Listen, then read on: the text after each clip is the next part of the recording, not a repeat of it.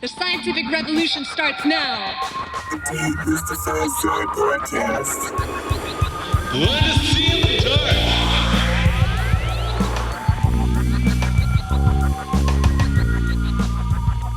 dark. So we had one conversation about non-duality with Jim Newman, and it was, from what I understand from all the comments and talking to our patrons and people who practice non-duality, this was a very radically extreme version of non-duality, to the point that Jim wouldn't even acknowledge that he was a person during the conversation, which was made for, well, apparently to everybody else, very entertaining conversation. I thoroughly enjoyed it. Nasty thoroughly enjoyed it.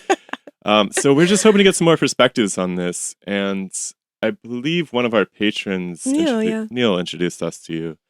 And so maybe you could just start off by telling people who you are and sort of what's driven you to focus on this practice or focus on this philosophy. Okay. Big question, but however you want to go with it. Okay. There's a lot in there. By the way, as we're talking, if you see me writing things down, it's only because my memory is sad. And I write things down so that I remember to come back to them. We do the same. Yeah, it's all right, Tori. I have a client who thinks I'm busily analyzing her when I write. It's really, really not. I'm just trying to remember. Okay, so I am a psychologist by training. I abandoned psychology in my early 20s and went into the corporate world because there were no standards for whether you're doing a good job or not. It's just easy to point to the patient and say, you're screwed up.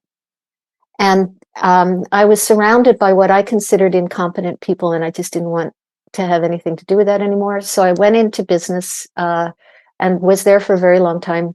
And then through a search to help myself with my own pain, which is why just about everybody goes into psychology at all, because they are hurting and they want answers for themselves. I ended up on a path that took me to what are probably some radically extreme ideas. I don't know that I am, I'm up for this conversation. I don't know that I am the best person for you guys with this conversation. I said this to Neil too. I'm not a scientist. I'm not an expert. I'm not even a scholar in non-duality. But when Jim Newman said won't admit to being a person, I understand that. I might be able to explain it in a more human way, which might be helpful for you guys. And I might be able to be less inflexible about holding on to an ideology, which also might be helpful. But I'm just an average Joe who was hurting and who didn't want to hurt anymore and who found herself in some odd places. I would not, if you were going to look for an expert in non-duality, I don't think my name would come up to the top of the list. I don't think that it's necessary to be a credentialed expert in order to have something valuable to say. You are practicing this, you are someone who has insight into the philosophy of it, the people that we trust to know what the shape of the philosophy is have recommended you, and so it's kind of all about the plurality of perspectives on this show too. Like we're trying to bring in I don't think you can understand any particular topic just from one person's point of view. So it's all about different ways of looking at things, and we kind of just leave it up to the audience to assemble their own version of events. And I've also come to realize that academics are terribly, terribly boring. That's true. It's stuffy, man. Like, breathe, dude. Like, take your tie off and take a breath. Yeah. Drink something you shouldn't. Right? Think something you shouldn't. Like, break a rule. Yeah. Like, And you so know, it's I mean, yeah. it's understandable. They're so cautious and careful and scared too, and it's increasingly politically agitated climate amongst university scholars. It's very hard to get people to just relax and talk freely.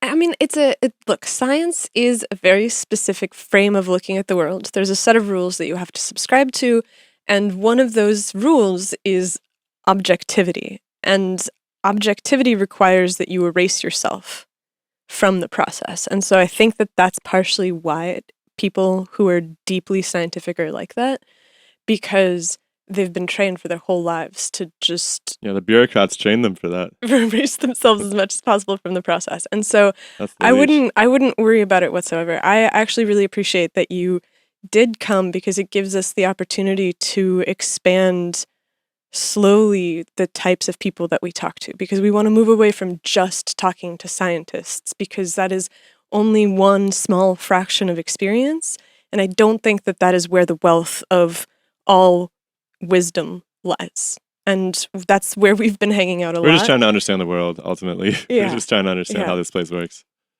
So we'll just have a friendly conversation, and if it's usable and useful for you, great. And if not, we've, you know, met some lovely people. Perfect. You'll decide. I had written down while I was waiting for you guys. I'm reading, and my version of reading these days is skimming and hopping around. I'm reading a book called Clear Seeing Place by the artist Brian Rutenberg. I don't know if you're familiar with him. This is gorgeous, like mind-blowingly beautiful things with color. And he is starting each chapter with a quote, and I had written down just before you guys came on, "Dare to wear the foolish clown face" by Sinatra. I don't know if Sinatra said that or if he just sang it and somebody else wrote it. I was thinking about the notion of objectivity is absurd. It's not possible. And so if you are, you let me know if we need to go into this further, but if you are sitting down to do an experiment, please correct me if I'm wrong, isn't part of the experimental foundation that you come up with a hypothesis and then you set about making an experiment to prove it or disprove it? Is that correct? I mean, this opens a huge can of worms because that is what most people learn in high school as the scientific method, but that's not entirely how it should go. Let's put it that way. Because ideally, what you should be doing is exploring some natural phenomena and then coming up with some ideas about what could, you need to find something interesting that's happening, first of all. And then you need to come up with a way of figuring out how to explain that phenomenon. And so that's what most people call the hypothesis. And then they set out to prove it. The problem is that word proof is a real disaster. It's originally a mathematical term. It's if you want to trace it back, it's a logical term. It means sort of if this, then that. And the problem is in science, the best thing you can ever do is supply a theory, right? You can supply a potential mechanism for how this happens, and it might be really convincing, but it's not an actual proof in the same sense of mathematics and logic, right? You're still making an interpretation at the end of the day of what your experiment tells you about that system, and that interpretive level is pretty heavily neglected, and quickly it gets, I wish there was a word for this, it gets converted into something approximating a proof, something approximating an objective statement. And so, I don't know, it's a real mess. I think the reason that people love that thing they call the scientific method is because it works great for technology. It's fantastic for engineering. It also works well for iterative processing of systems, because you look at a system and you're like, I see this thing that's happening in an organism. I think that this thing is causing it. I'm going to find a system in which I can just affect this one thing and see the downstream effects that it has. Okay, look, it has this downstream effect. That means that I was right. That means that I was wrong. And so you basically iteratively construct these webs of stepwise proofs of, I have shown that when I vary this one thing, then the effect that I expect occurs, and that means that I was right, or if it doesn't occur, I was wrong. And I think that you're absolutely correct that that's generally how it is done, though Shiloh has like a philosophical objection to the fact that it's done that way.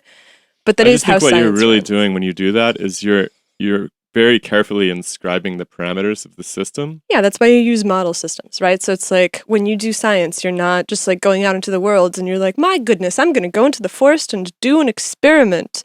You're like, no. We have a laboratory and we study one type of organism, and that type of organism has an entire textbook for how it is that we work inside of it and all of the principles that go into allowing us to even do our experiments. And we shall make our statements about this organism, and then we will say that it applies to all organisms. Excellent. Understood. Right. And also that organism isn't affected by anything around it, context and environment, etc. And so that if you pull it out, it doesn't behave in a way that might be different from the way it might behave in its natural environment, etc. So you're making an interpretation of results. You're approximating a proof. All of that is the opposite of objective. I mean, so that's, in other words, yeah. Right? So in other words, so this goes to my saying objective isn't possible. We come to this world unable, not built to take in all the information. The brain can't do it.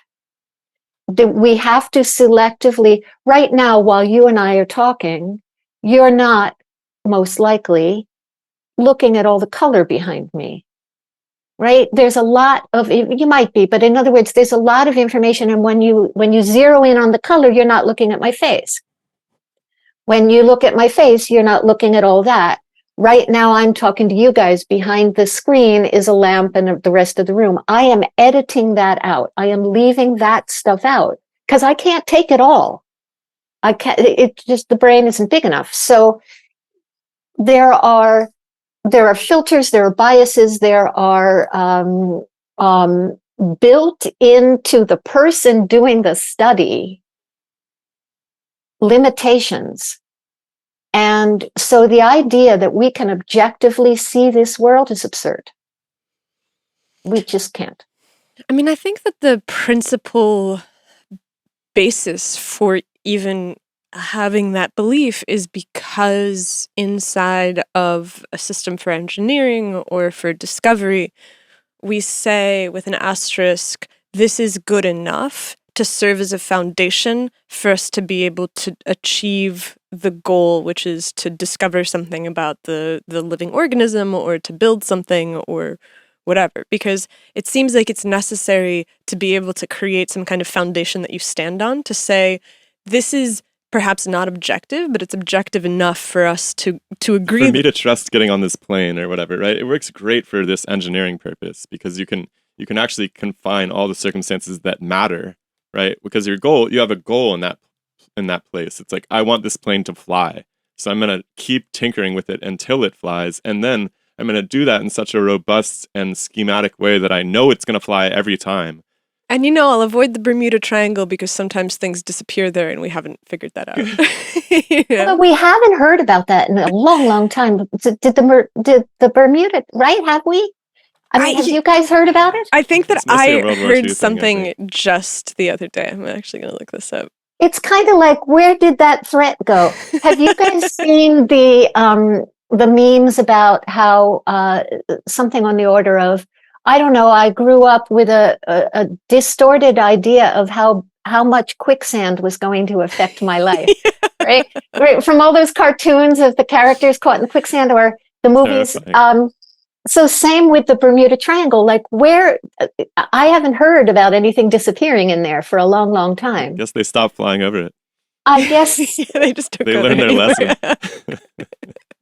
I guess maybe it's full up on abandoned ships and airplanes at this point. There's no more room. There's no more danger.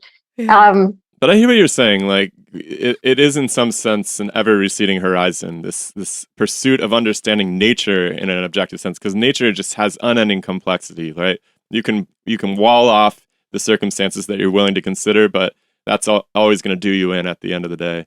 And so the best thing we can approximate is like a series of possibilities for what could be happening. But yeah, it's nowhere approaching like a matter of fact. So here's the thing, and this is probably, I am not an expert even in Jim Newman's point of view, although I've heard enough to have an idea of what's going on there. So when a Jim Newman type with that point of view says something like there is no self and there is no person and there is nothing real, et cetera, which I have said, and I think that I will be able to defend that in a more accessible way, perhaps, than Jim. People get upset at the idea that there might not be what we think there is. So, in other words, you said earlier, Shiloh, the necessity to create a foundation to stand on. Yes, we need to live in this world of illusion. We need to live here. We need to trust the plane. We need the scientists to figure out how to make that sucker fly. If we're going to start questioning whether there are scientists and there is a plane, we're going to have a hard time living in this world. So that foundation to stand on, it's illusory, but we have to pretend it's there. We have to perpetuate that illusion, or we can't function. We can't live. They'll put us away, basically. So, I mean, that person thing is a really great one, because that's the ultimate foundation, isn't it? I am here. I am a scientist. I am a researcher. I am creating a study that does blah, blah, blah, that proves this or that. I am objective. We need that foundation, or what do we have? We got nothing. Well, yeah, and you run the risk of running your life into the ground, I suppose, if you think that it doesn't matter. Like, and ultimately by induction, running everybody else's life into the ground around you. I guess that's the real danger as far as I see it. And that is a concern. And Anastasia, you're looking like you're thinking, or you were, either you were pulling together a question, maybe.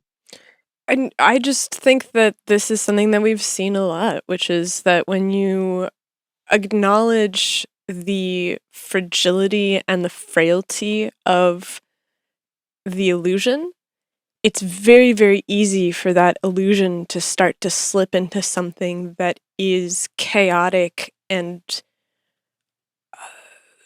that has its own gravity, that pulls you away from the rest of the world. And I think that that's the thing that, like Shiloh said, that's the thing that kind of freaks me out, because I've seen a lot of people get lost to it.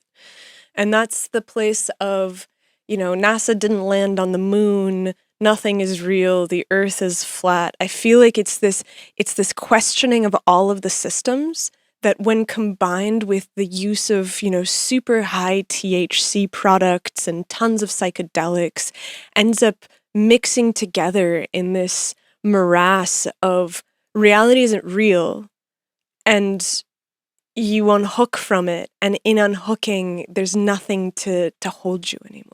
See, I'm less worried about people going crazy as just the sort of, oh, it doesn't matter, so I don't have to do anything kind of attitude that I think could really threaten the world. Like, I really don't care if individuals want to go crazy too much. I mean, it's up to them.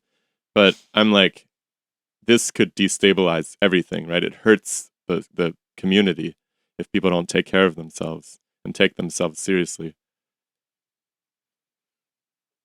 Oh my goodness, so much to say. So I am a person who doesn't think it matters, and still get up in the morning and still function and feed my cats and paint and dance and work and live as if as if I'm not, I'm looking, I didn't write the word unhinged, unhooked. I didn't write the word you used. I live as if I'm not unhinged, which I am. As if I'm not unleashed from this world. I play pretend on purpose. So I'll still play pretend. And I still know that it doesn't matter because it isn't real.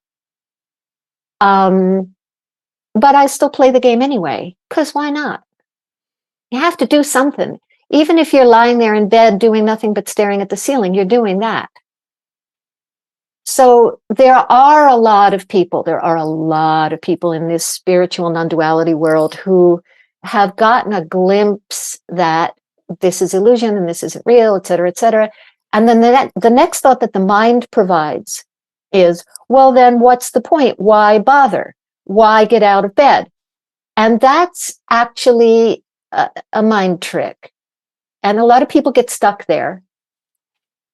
Why bother? Because why not? That's why. Because you have to do something. So if I lie in bed knowing this isn't real, or I get up and go to work knowing this isn't real, what's the difference?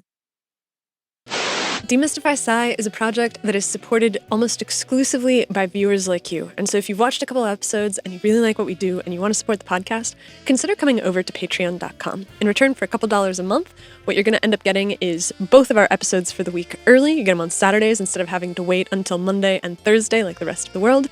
And you get access to one of my favorite things in the world, which is our Sunday patron chat.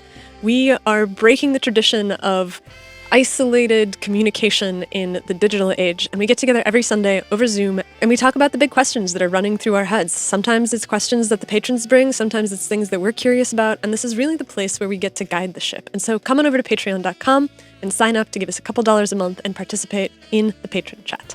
If you can't do that right now, that is totally fine. You can subscribe to the channel, you can leave a comment, you can come to our Discord server, you can come to our Facebook group, you can follow us on Twitter, on Instagram, on TikTok. We are in all of these places and would love your support in any way that you can show it. Hopefully, we'll see you there. One seems like the more natural place for a human being than the other. Like, it's hard to imagine that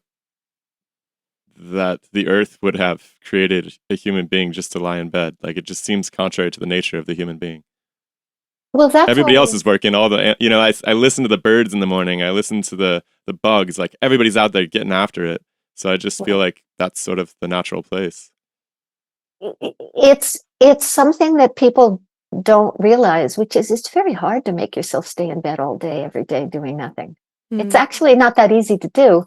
And if left alone without all the thought that does come, you'll get out of bed, even if it's only to pee. You will get out of bed. So this idea that you need to have a strong sense of self in order to to get out of bed is not true. But if we're playing, maybe to stay out of bed. I mean, right, because I think that you said something really interesting about the idea that why not play as if the game is real. And I like the word play there a lot. I do like it a lot because I think that the ability to live a life that's I don't want to say fun because fun seems frivolous, but joyful. Grateful, full of grace. These are things that are aspirational, and I think that if you can recast it as the game of life, and you can set the rules of, okay, so the person who wins the game of life is not the one who has the most fancy cars or watches or suits, but is the one that manages to live in this most expressive and satisfied way. I think that can actually be really, really beautiful. I wonder, though. Turns out to be really healthy for you, too. It does turn out to be really healthy for you. The thing that I wonder about is hedonism. Because I think that that's also the other turn of the coin, which is that if it doesn't matter and it's an illusion, then why bother constructing a system of moral values by which you do things that are altruistic, right? Because I think that that's the other Or end. at least not evil. At least not, yes. But I think that it's hard to be joyful and evil. I'm literally just thinking about like hedonistic versus altruistic, where it's like hedonism is fully turned inward and maximizing some kind of chemical pleasure, while altruism is the turning outwards and the application of one's efforts onto like a larger group. Because there doesn't seem to be a system of moral values that is inherently associated with non-duality of like, you know, the self is illusory, and yet these are the rules that will lead to a good life. Well, if the self is illusory, then rules really are. I mean, because what are they? I would say that they're guidelines for being able to play the game. All games have rules. But understood. They're ideas. They're thoughts. And what the hell are those? I guess they're Neil's relational always after associate- us to be able to answer this. What's that? I said Neil's always after us to be able to answer thoughts, I wonder ideas, why. Yeah. They're just relational associations, right? You just relate other ideas to each other in new ways, compound them. I mean, the most basic thought is just a physical thought. It's like the relationship between two material bodies and how it changes. I mean, that's a pretty dry illustration of thought or idea. I think that it's an Thank you very idea much. bodies in motion. No, I think that it's something to do with being able to affect the future or being able to change the world. It's like ideas are the process by which the world changes. So I'm sure that my cat has ideas, and my cat's ideas are generally about, you know, I want food, and so I'm gonna harass you until you bring me the food that I want. And so she has this idea of what she wants, and then she manifests it by harassing me until I bring it to her. I heard a good what is it? That's the guy's name. Whitehead? Is that his name? No. Alfred North Whitehead? Alfred North Whitehead. He said, ideas are, this is approximately like something like, ideas are the way that we can die without actually dying. Like the idea can live out and it can die if it's a bad idea, but we don't have to die instead. Oh, It's interesting. really interesting. So there's that, and there's also the fact that literally everything in the world, everything that we interact with began as an idea. That is the place by which whatever is part of the universe out there enters into us and then is transformed into material reality. And so it seems like what we are is we are creatures whose job it is to take the like insane signals of the universe that converge upon us and then to do stuff with them. Okay. So I have a zillion thoughts, and I'm not really sure exactly where to start. Let's roll back to moral values for a sec, and then we'll roll forward. I can imagine your conversations with Neil have been fun. Neil's the best. Yeah, definitely. So I know that in my experience, for whatever the hell value that has, that I don't exist. Let's start with that. I don't need to, and I'll show you why I say that later. I'll show you, okay? As opposed to talk at you. I will show you. I don't need moral values not to go out and kill people. I don't need moral values to not go down the street lighting small children on fire. I don't need them. I have no desire to do that. Yeah, but that's an extreme, right? You might have Well, yes. you might have the moral desire to, like, I don't know, steal something or like cheat I might. somebody. Okay. Does having the moral value keep me from stealing? I think so. For some people. Yeah. perhaps, yeah. I mean, it's So- really just a way of celebrating that something, right? It's like you're celebrating that it's harder not to maybe steal, but it works out better for everybody in the long run if we don't. So, okay, to your point though, It's a societal ethicists, agreement. Yeah, It go ahead. is. It is. it is a social agreement. I totally agree. But like ethicists are not more moral than the average person.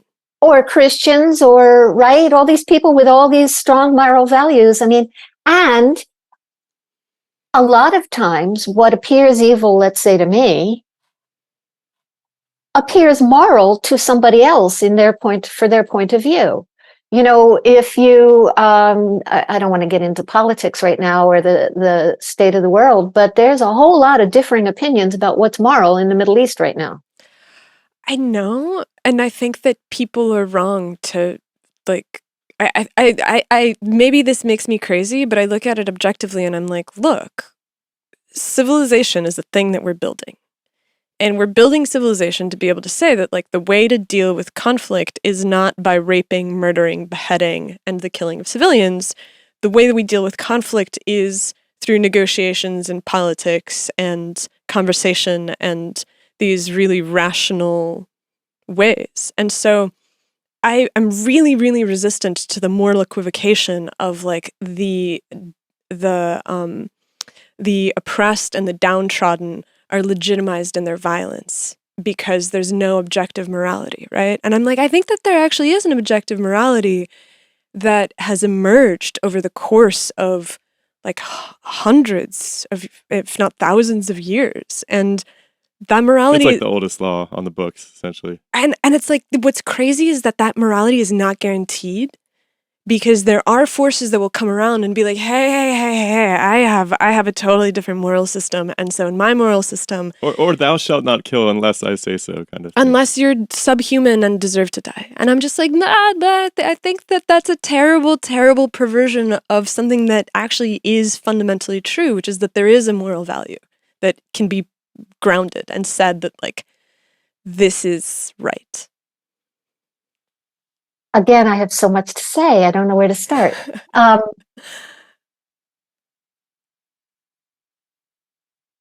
I see that this is a truth for you, but it's not a truth for me. So is it a truth? I mean, is it... Wait, can you say it in your own words? What is the truth? What is the truth for honesty? This objective morality that there is, first of all, even you're saying there's, you know, the way we deal with, and you use the word we, the way we deal with conflict is to, you know, rational and is kind and is compassionate and is logical, and you deal with it through politics and conferencing. You don't deal with it with bombs and murder. From the beginning of human time, show me a time where there wasn't conflict that was dealt with violence. I'm not saying that there isn't. That there Then is. If there has never been, then what makes you think it's possible? Well, there's less now than ever by a large margin. I mean, there's never been less violence on the planet with respect to the population ever, even nowhere even close to right now. It's just There's less unbelievably rape, peaceful. there's less murder, there's less domestic violence, there's less slavery. I mean, there's poverty. More slaves in number, but less slaves per capita of the world. It's like, It seems to be like a progress. Like there does seem to be a progress here. and that's the question. Like, do we believe that there's an arc of progress, or do we believe that it's just some random walk towards nothing, and that there's just that we burn like momentary flames, and then the random walk continues, but there's no difference. There are many other options than those two. Again, that's a relief. That's not a fair either or. Is it possible that humans' ideas of the way things should be is crazy? I mean, it sometimes is, but aren't there also good ideas that people have?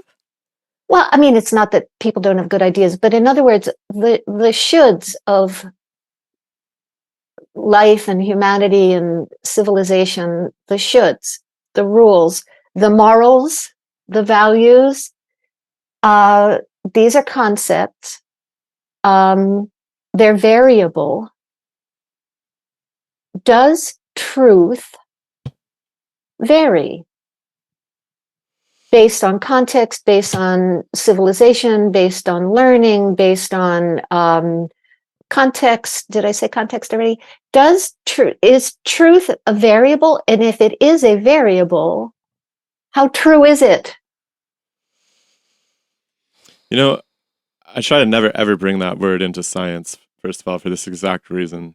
I think all you can do is make statements about what you see and then try to string them together in a story, a narrative. And what you think about that, yes. And I honestly think like the narrative, the story is the fundamental kernel by which we transmit knowledge to one another all throughout the course of human history. And so the interesting thing about a story is, and this is why books are so cool compared to movies in some sense, because everybody puts their own imagination on it, right? They draw those characters' faces in their own heads and they fill in the blanks in between the chapters. And so there's something squishy about that kind of knowledge.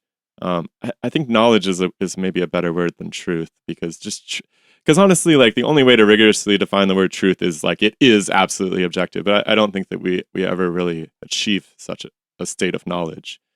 I think that there's a conditional walk towards something, right? You say that the world would be better if this was the case, and I shall work towards it.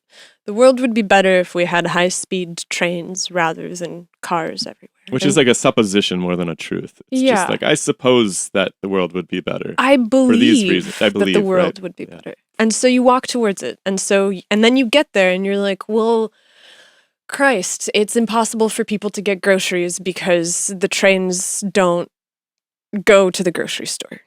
And so there's all of these reasons why people need some other kind of vehicle. And then you have to go and you have to be like, okay, well, we have all the trains and now I believe that in order to fix this, we have to move in this direction.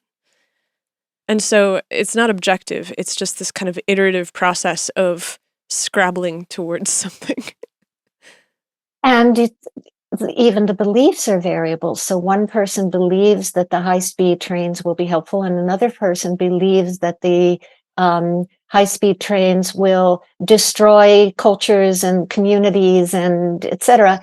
One person believes that the high-speed trains will move us all towards a more united world, and one person believes that it leaves a bunch of people out.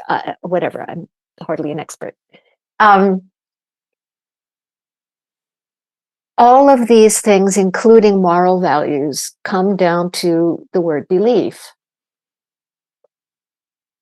And I am not one of these spiritual Nazis who thinks we shouldn't believe or have beliefs. We have to have them, but to mistake them for either something objective or something right, that this is right and this is wrong, and what determines that is belief.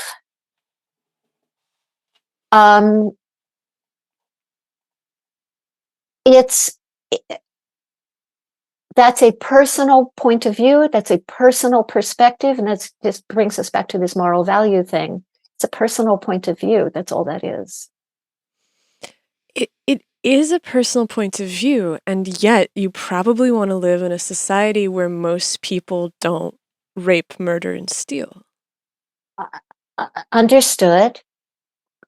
And so if I lived in a society where everybody was like, yo, that's a personal point of view and I can do it like if I want to, that would be a society that would just be really difficult to survive in and thrive in, and to be able to be free to go and do whatever. And on some levels, it might also give you something else, right? Like we were talking about New York in the, before the 90s, before it got cleaned up. And it was definitely a more dangerous place, and yet it was much more vibrant, and there was much more connection, and there was a lot of art, and people were making stuff, and there was an aliveness to it that might have gotten erased when It's like the poverty permitted the artist to even live there in Well, the yeah, first place. exactly. Like, I mean, good luck being a new artist living in New York. Like in the good luck. village. Living anywhere anymore, Right. honestly, anywhere. I mean, but that's a whole other story. I mean, people are being shut out of homes because nobody can afford to live anywhere. They can't afford to buy and they can't afford to rent. So where are they supposed to go? So I guess what I'm trying to say is that I see your point about the trade-offs, right? Where it's like you point to something and you're like, I believe that this is good. And then you get there and what's happened is that that's not an objective belief because it's such a complicated piece of machinery that you've changed something, but you've destroyed something else. And you can't have known that when you started. You can't. All you can know is what you can see from here. And what I see from here is different from what this guy sees over here. Have you guys ever taken I've used this example with numerous clients. Have you guys ever taken a drawing class where there's a model in the middle of the room? Mhm. So we're basically what we're doing right now is we're still talking about the word objective. We're just using some different words. And I'm still on this taking the stand for there is no such thing. It's not possible. The model's in the middle of the room, and let's say it's a female, she's posing. And here's my easel. This is the pose that is facing me. And at some point in every one of these rooms, people get up and they walk around to see what everybody else has been doing. And as you walk around the room, come on, chair, there we go. One chair over, it's not this pose, it's this pose. And 5 chairs over, it's this pose. And on the other side of the room, whoops, which is the objective reality. Yeah, it gets even worse if like the model is, let's say, a woman getting sawed in half by a magician, and everybody is like completely convinced from all angles that there's a woman getting sawed in half because they don't know what the magician knows. Yes. But there is something objective here, you guys. There's a model in the center of the room. There's a magician on stage. You're at a performance. And yet the woman is not getting sawed in half. I'm not saying that she's getting sawed in half. I'm saying that there's a performance on stage that you are watching. Like the specifics of what's occurring is not objective. I totally agree. But even in order to even have the example, we have to agree that there's a woman in the center of the room. I am setting aside. I am willing to pretend. I'm willing to pretend there's a woman in the middle of the room. I'm willing to pretend there's an easel. I'm willing to pretend there's a paintbrush. I'm willing to pretend there's a me. I'm willing to pretend. I have to pretend in this world, but I know it's a pretense. So I don't expect you to be there with me right now. I'm going to show you. The thing is, for right now, what we're talking about, the person needs to be placed somewhere, it needs to be located. It needs to have a ground, a foundation to stand on, to use Shiloh's words from earlier. We need a location. And whether it's here or it's there, and moral values is part of that location. This is how I know who I am. This is how I know that I am. I have opinions, I have points of view, I have beliefs, I have objective realities. I see my brother over there. I exist, he exists, we are located, we got it. We got this thing. So it's all of this is a way of pretending. And we there's a kind of tacit agreement, almost a kind of mass hypnosis, almost, not literally, but similar, to accepting that this is a reality. I am here, this is me. Look, sound made. I'm touching something, right? There's a tacit agreement. And part of what goes into that agreement is shoulds, rules, moral values, etc. Do I like rape? No. Will rape run amok if we don't have moral values? No. I'm literally not sure about that. Like I understand. I genuinely believe that we live in a world where there is a film of civility on a seething pool of animalistic urges. And I Ah, think that especially for women, like I look at civilization and I look at the entire corpus of women's lives before this very moment, and I'm like, no fucking way. Like that was people all along the way deciding that it was better for women to occupy the positions that they occupied. And it has been literally like with an ice pick carving out this space to say, hold on a second, I'm not going to be a beast of burden my entire life, raising 12 children and doing nothing but laundry and cooking and housework. That's the default. That's where we go back to. understood. And the thing is, I remember back, I guess it must have been 9/11, somewhere around that time. I don't know if it was that exact incident, where I was trying to understand the terrorists, which is the name we put on them here, the terrorist point of view. Like, how were they thinking that made this happen? And that they could blow up however many thousands of people and not cry about it. And I remember being shocked by their moral values, that they were, in their minds, on the side of right, and that they were protecting what needed to be protected, and that they were doing the right thing.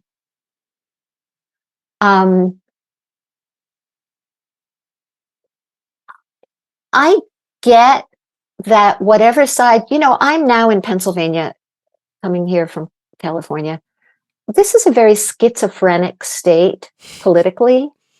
It'll make you nuts trying to understand your neighbor. From one house to the next, it's different here. And each person in each house is convinced they are right. Their moral values are the right ones. They have this right. And the people who don't have it right. And the thing is that it's the variability that I'm interested in, the variability of point of view, which brings me to a question of, because if the Saudis think they're right and the New Yorkers that were bombed think they're wrong, where is the objective standard for who is right? Who's going to choose which moral value is the one to go with? You can only do that from your point of view, which is another viewpoint, perspective, moral value. There's no way to land on the right answer.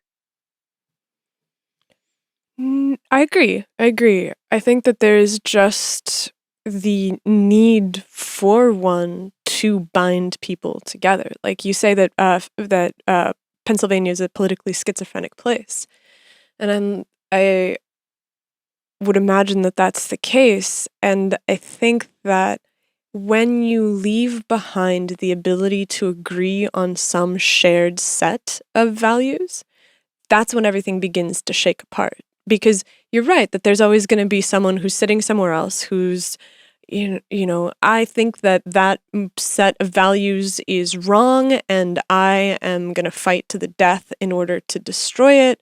And they think that they're righteous. And then there's somebody else who's sitting on the other side and is like, no, we have to use our words in politics. And the only thing that binds those two groups together is that everybody on one side is like, no, we're going to use our words in politics. And everybody on the other side is, no, we're going to bring a firestorm of epic proportions onto the heathens that are ruining the world.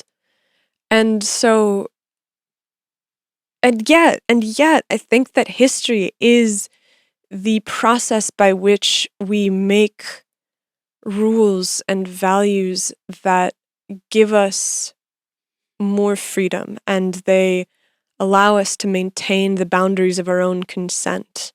And Like, isn't that the project of law, essentially? yeah, Like, ideally, that's what a court accomplishes if it's not corrupted in some way. Like, the most ideal imaginable court is one where you try out these conflicts of interest against one another and compare them to precedent and compare them to the overall benefit to society and so forth. like some of our oldest texts that have been dug up are laws, right? Like Hammurabi's code. And you can look at it and you could be like, that's really brutal and that's a bad code. But in order for us to be able to live in a world together, we basically have to have some kind of authority of rules and things that we all agree That to. are generalizable too. Yeah. Like, that's what's really interesting. If you look at the kind of cases that like the Supreme Court tries, they're mostly the way they choose, because they get thousands of cases every day, I'm sure. The way that they choose is how many people is this going to affect? Like, is this everybody's problem or is it just a few problems? And ideally it trickles down so that like small disputes are handled at the local level.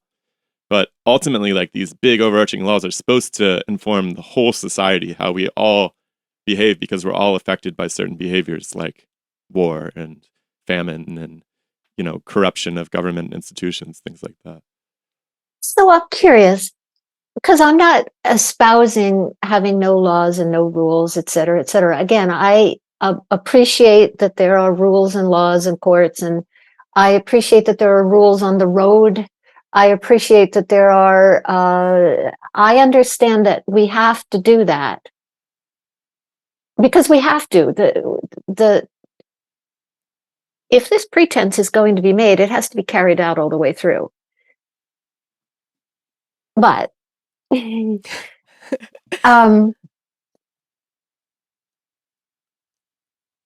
there's a rule on the highway for a speed limit. Do you honor it? I don't. I honor 10 miles above. Yeah, I mean, the rule is like, I'm going to get pulled over or not. I guess I honor the enforcement of it more than anything. And I'm kind of glad it's there, because, I mean, there's some I'm glad it's there too. out there on the highway. Yes, I'm probably one of them. So I'm glad. I'm glad that they are driving at 50 or 60 or whatever they're doing, so that I know where they are as I go 90. Mm-hmm. Okay, so, and I understand that I am, and obviously I don't always go 90, but I was telling my brother, who lives in Boston now, and I now live in Philadelphia. So I went up to visit him, and he said, "How was the ride?" I said, "It was great. It was short." Because I went 90 the whole ride. I understand when I am, it's about a 7-8 hour ride. I understand when I do that I am risking, that there are consequences, potential consequences. But that rule is not making me behave. The rule of not speeding, the rule of the speed limit, that law is not keeping me from breaking it. So it's fine. I mean, we have to do that. We can't all be out there driving 90 between Philadelphia and Boston. Although Germany just came to mind. I've never been, but I gather that's the thing there. I hear they drive fast. I guess, so the thing that comes to mind for me is you would obey the rule if there was enforcement. Yeah, if you got caught enough times and they were like, had enough marks on your license that you were going to lose the ability to drive, you'd probably start behaving. I got stopped. It doesn't appear to be. So do you get stopped frequently? Yeah. I'm almost 70. I've had a lot of tickets in my life. Yeah. I've gotten a couple of bad speeding tickets. Shiloh and I were in Yosemite, and I think the entire speed limit for the park is 35 miles an hour, and I was going like 75. I got like I got like a $500 speeding ticket because it was on federal land. And then I got one. I used to work as a tour guide, and I was going 80 and a 50, and I got a ticket with clients in the car. And after that, I was just kind of like, this just isn't worth it. Like they're expensive. I don't have You're a enough better money. man than I am. I was like, look, my budget is so small that if I lose $500 to this, like I'm gonna eat less that month. And so so I'm like, the enforcement is very effective, but I think this is actually often the case that as you get to the point where you have enough capital, whether it's social capital or financial capital, to be able to evade the rules, Or a then good lawyer. or you have a good lawyer, then all of a sudden the calculation becomes very different because enforcement becomes very different. And yet I still think that the obedience to morals, values, ethics, whatever you want to call it, has to do with the feedback onto you of how are you perceived. Like if everybody that you knew was like, you know what, people who speed are really bad people, and everybody that you knew had somebody in their family who had been killed by somebody who went too fast, maybe that would change the way that you related to it on the basis of this social back and forth. And I actually think that that is just and good and right. And I think we don't do enough of that. I think there's not enough shaming in the world of people.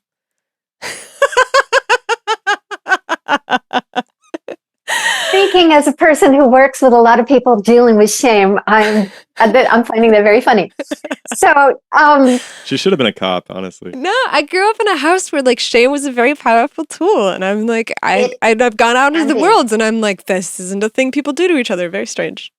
you know, and honestly, people don't even need other people to shame them. They'll do it to themselves. It's very easy. You know what I mean? Like we don't even need it from the outside. I actually think that it's most damaging when it's internal. Yeah. Like, I think that the ideal situation would be that everybody didn't have a bunch of internal shame and was able to just integrate external shame to be like, oh, I can just update the internal systems that I have in order to deal with the conflict between action and reaction without having like all of the internal baggage. Because I'm like, it's not about you. It's about the fact that you're violating the social mores of some contract that you weren't aware was there. And now you're aware that it's there, and you can choose to either obey the contract and remain, or to be like, well, I don't care for this contract and leave. So are you good with continuing this conversation? Are you cool with it in this direction, or is there a place you wanted to go instead? Because I guess I'm wondering if, and I'm really asking, it's not a secret preference of I my think own. a cool direction would be like how this I don't exist perspective is beneficial to a person. And okay. And obviously, you know, here we are, we're talking about social mores and societal influence and consequence and the impact of shame and other people's opinions, etc. And all of that assumes a me, and it assumes a society, and it assumes other people, etc. And that's why I was asking at that point, because we could go down that road or we could mildly shift. Yeah, let's shift. So here's how it ends up mattering. And nobody ever has to know that this is a game. Nobody ever has to get this. Nobody ever has to experience it. I understand that that the Jim Newmans, let's say, of the world, or any other non-dualists, there are, just like there are grammar Nazis in this world, there are spiritual Nazis in this world, same. But for me, life goes on. We function and deal in this world, and we have our moral values, and we have our points of view and our beliefs. How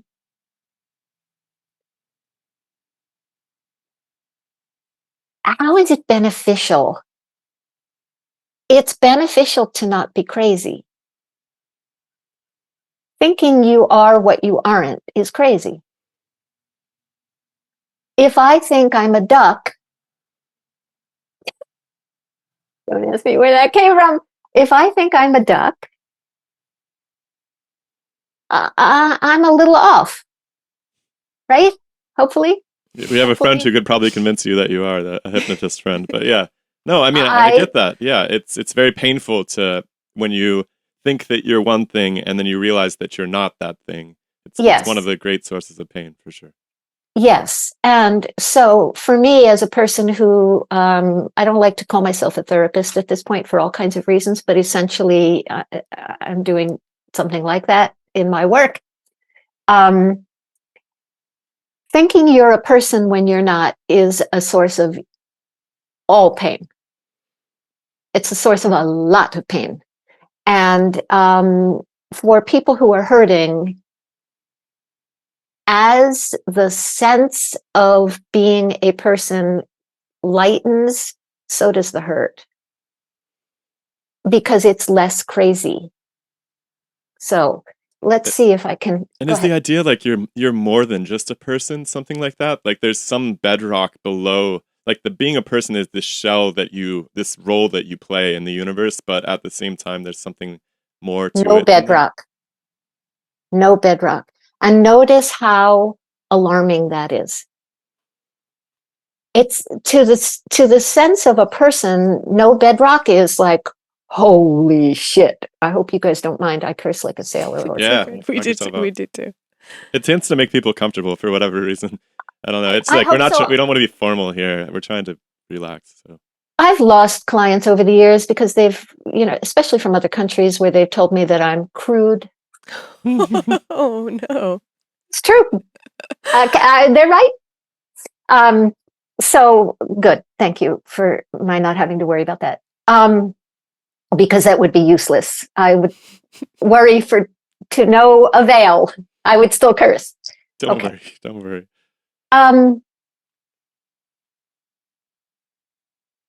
The idea that there's no bedrock and no ground to stand on. Notice these are geographical expressions. These are literally placement words.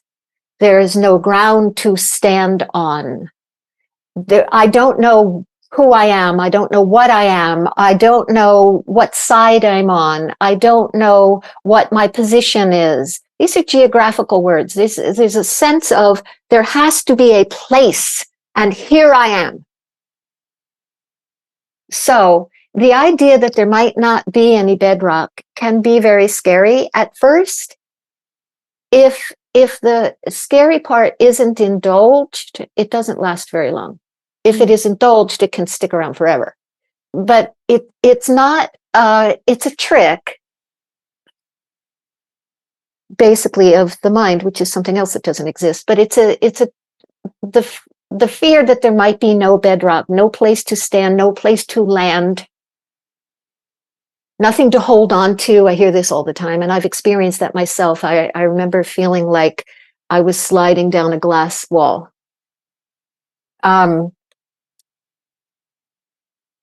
It's disconcerting. It's, to use a more accurate word, disorienting. Again, oriented. So you want to play a little? Yeah, let's do it.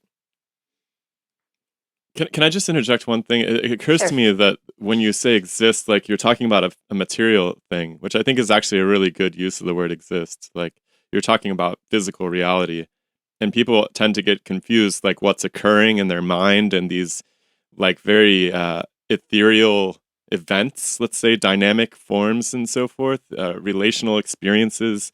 And those get confused for existence, which is like in some sense very material. And if we could separate out the two, maybe it would be less bewildering to us. So let's start by my saying to you that I take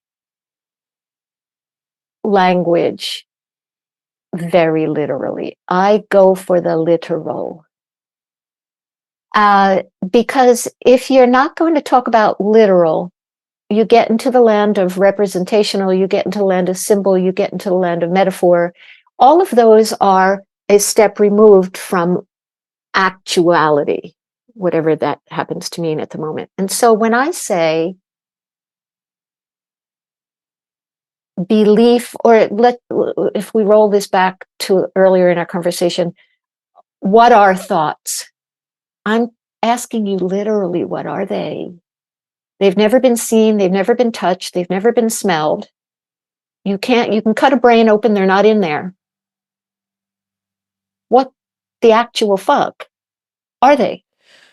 I mean, they definitely don't exist in the physical sense. yeah, I think that they're dynamic resonances inside the brain. I think that they're basically a bunch of different systems in the brain all singing together, and they sing the song of the universe. They sing with the past and the future. Yeah. So I like that, but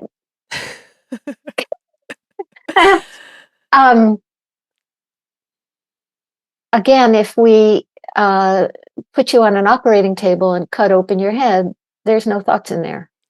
They don't materially exist. Yeah. You could probably read that. You can read them. Like, have you seen these studies that they're doing? They're doing studies where they can basically put electrodes on the brain and read brainwaves and reconstruct the thoughts that people are having. Like, but they don't. But like, she's right. They don't. You can't you can't pluck it out and put it on a table. No, it's a dynamic process, and so it's the same way that you're like, if you're doing a jumping jack, it's like, where is the jumping jack in the body? It's it might be worth pointing out, like, since we're talking about literalism and so forth, that all words represent either bodies or ideas. Like, they all do. Like, a table, yes, it's a body. And then bodies don't have to necessarily exist. They can be imaginary too, right? They don't. If they have a physical presence, like a location in the universe, then we could say that they physically exist. But all words represent bodies or ideas. That's all we have, really. It's easy to confuse the two. That word "represent" is one reason why humans are crazy, because we have words, and other animals don't have language. I'm not saying they don't communicate, but they don't have words, and so.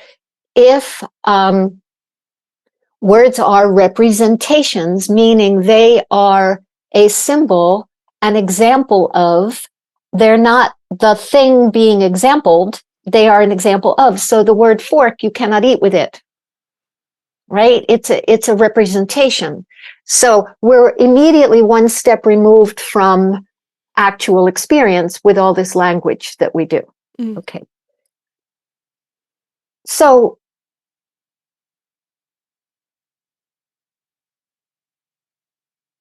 I am not saying that we don't, language is so difficult here. I'm not saying that we don't think we experience thought. I use words like I have a thought and I think this and et cetera, like everybody else. But if I'm actually going to look for what thought is, I ain't ever going to find it. Concept, it's not a thing. It's nothing. It's not even air. I think it's a resonance, right? It's the easiest way. I don't know what that is. I think like trying to materialize it is fruitless. When I say resonance, I mean the same way that when people are singing harmony and the notes are in tune and it sounds good and appealing to the ear, an idea is the cells in your brain doing that, and then you are the machine that you are the being that perceives the cells, because you're wired into the cells. Like you're still just trying to physicalize something that doesn't need to be physicalized. I think that it is physicalized. Like, if you don't have a brain, you can't have an idea. Yeah, but like a radio without an antenna can't like play music either. Yeah, it's exactly. But the music's something else.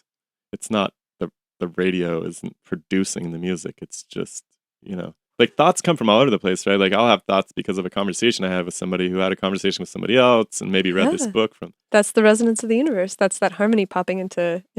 Right, but it's like only vaguely physical in the sense that there were individual bodies that. I mean, like for the sake of being able to make the point, like I accept that physicalization of it is difficult. It's impossible. Mm-hmm. It's irreducibly complex, ultimately. Because they're not a thing. They're an event. That's all there is to it. They're an event. But they're not a thing. Mm-hmm. They're a concept. So if you will never touch a thought, that can't be done. Sure. But so I'm not saying that, but I'm making a distinction actually between physicality and literalness. I'm just being literal is all I'm doing.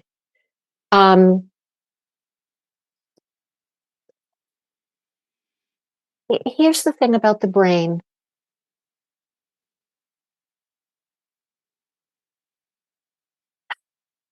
Sorry, I'm sorting a lot out.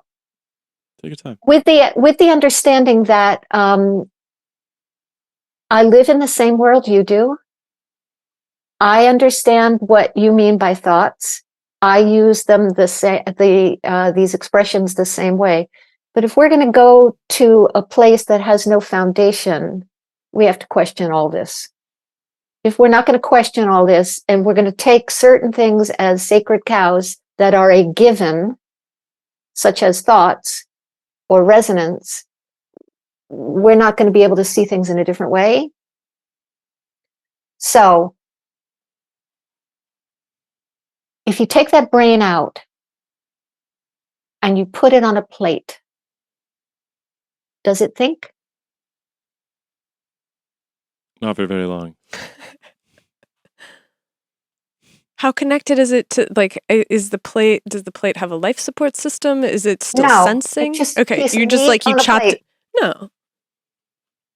Yeah, no. Okay, so are there thoughts? Inside the brain on the plate? No. Where are they? They're relational, right? Yeah, they're relational experience. It's So this. we're It's into this. metaphor now. We're into representation. We're into making meaning out of we don't know what.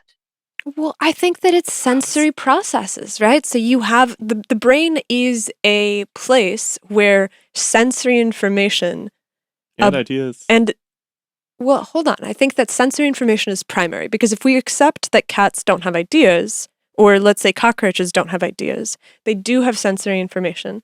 If we accept that there is an unfolding of complexity that occurs across biology, at some point you go from sensory information to idea. And so sensory information has to be first and foremost. It's like the simplest brains on the planet are just sensory.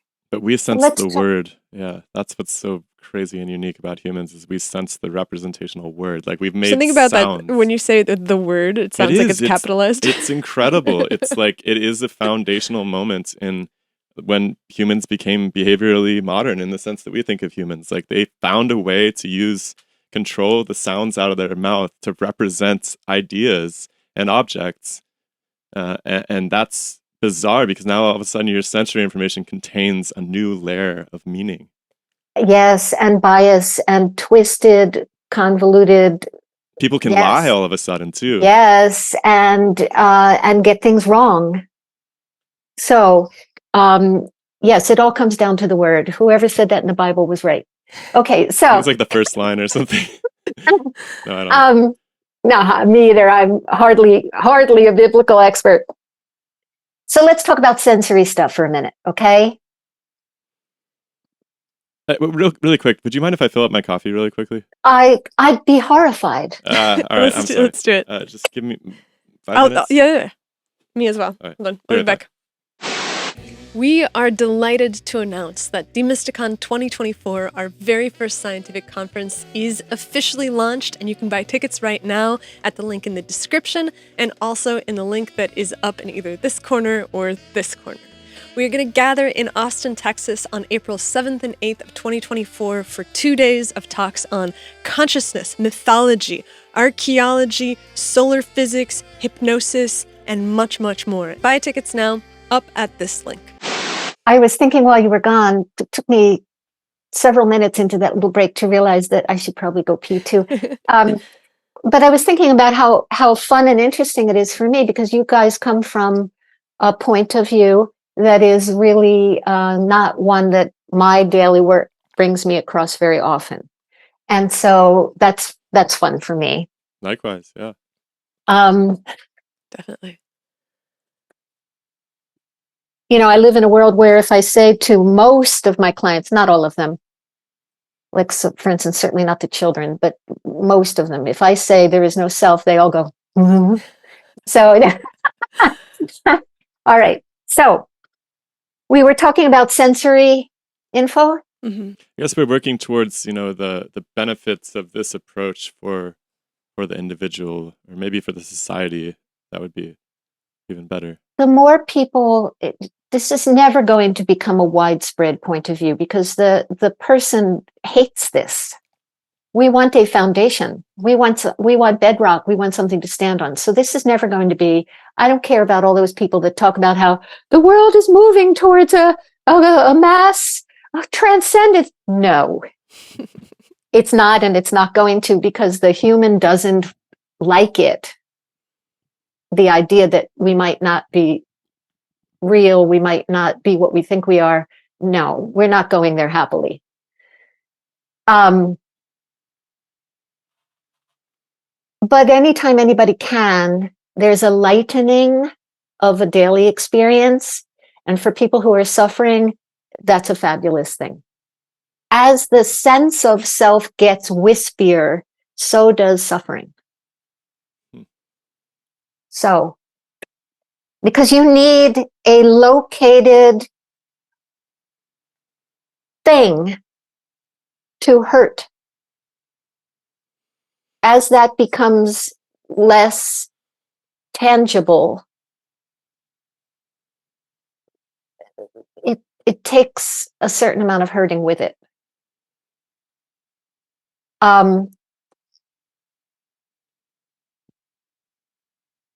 So let's see. So I guess the pushback on that would be that the pain occurs in order to reorient yourself towards a better version of yourself, something like that. It's there for a reason. It's good that you're hurting so that you can stop, change your life and stop hurting. And it's sort of the signal to tell you where to aim yourself. I was all ready to nod in agreement. And then you went in a direction I didn't expect. The pain is there to tell you you are there. I'd put a period there. Is the pain good? It can be. Most of us, when we suffer, and let's agree for a minute, if we're talking about anxiety, or we're talking about depression, or we're talking about humiliation, or we're usually talking about feelings we don't like when we're talking about suffering.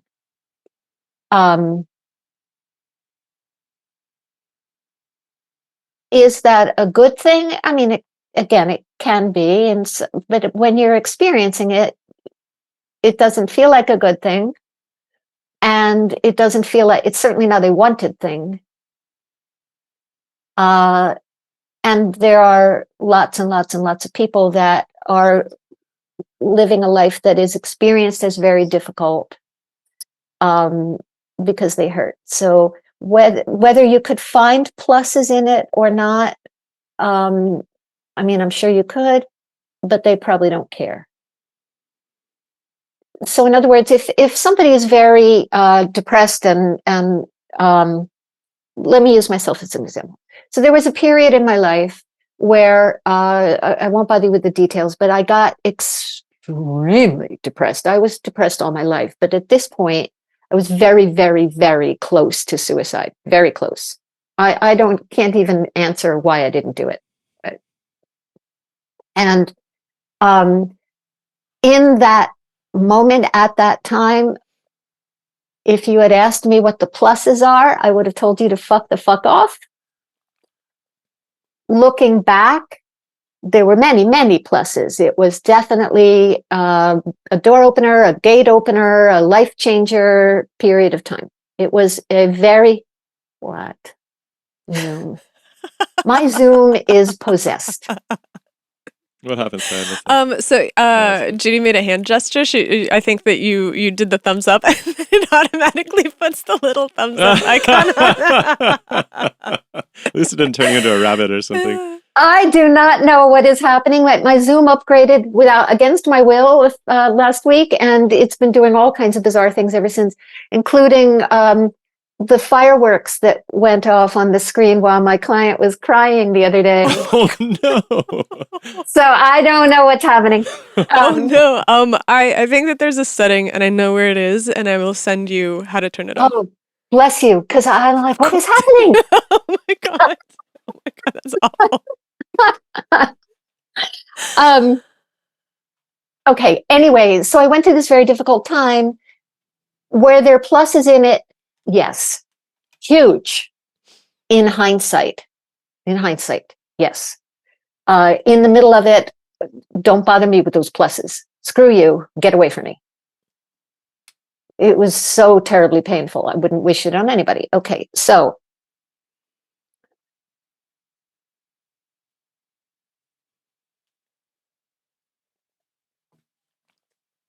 when you trying to look for the easiest and quickest way to do this.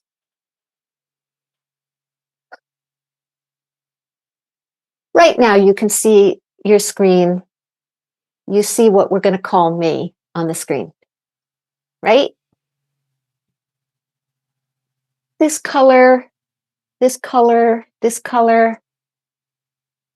Where is that happening? Stop it!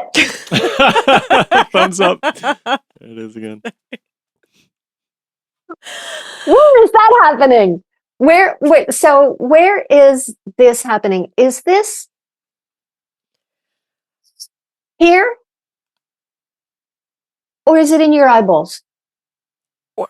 I mean, it's complicated. It's complicated, It's right? complex. There's in the most like nerdling way possible, there's different sensory systems of the brain that are attached to sensory organs that have evolved in order to be able to perceive the physical perturbations produced by objects in the world, and then to take those things and then in the brain to bin them into Interpret them, Mm-hmm. manage them, represent them, think about them, conceptualize them, idealize them, etc. Mhm. Okay. and it goes haywire for some people, right? Like synesthetes. Yeah, which is a very cool way to go haywire. Speaking as a person who paints, I mean, how cool would that be? Definitely. Okay, so let's be literal again for a minute. You're looking at the screen. You see what we're calling me. Literally, that's not me. That's a screen at most. It's pixels. We're calling it Judy. Right? Okay. Literally, that's not me. God, I could go so many ways here with this.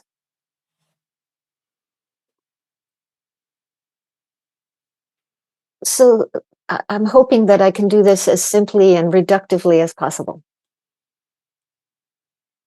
Okay, so in a minute, I'm going to stop talking for a sec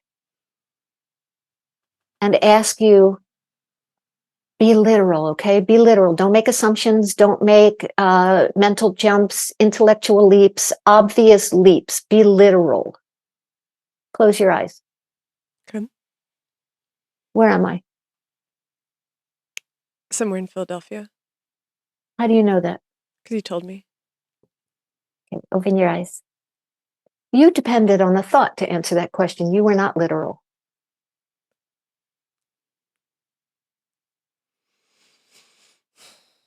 Close your eyes again.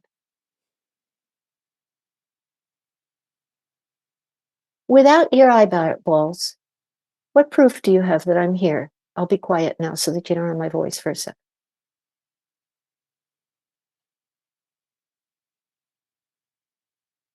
Yeah, I guess just logic and reason and representational reality.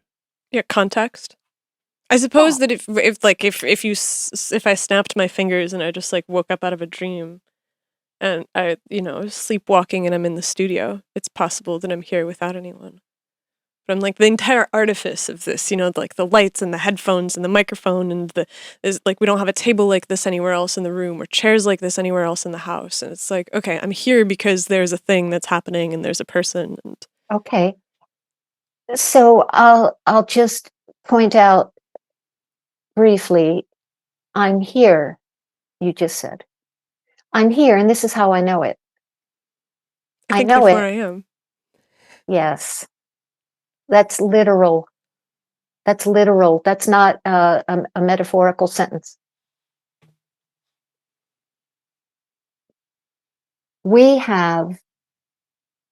It's so interesting talking to you guys. It's really interesting. So we have, as a species,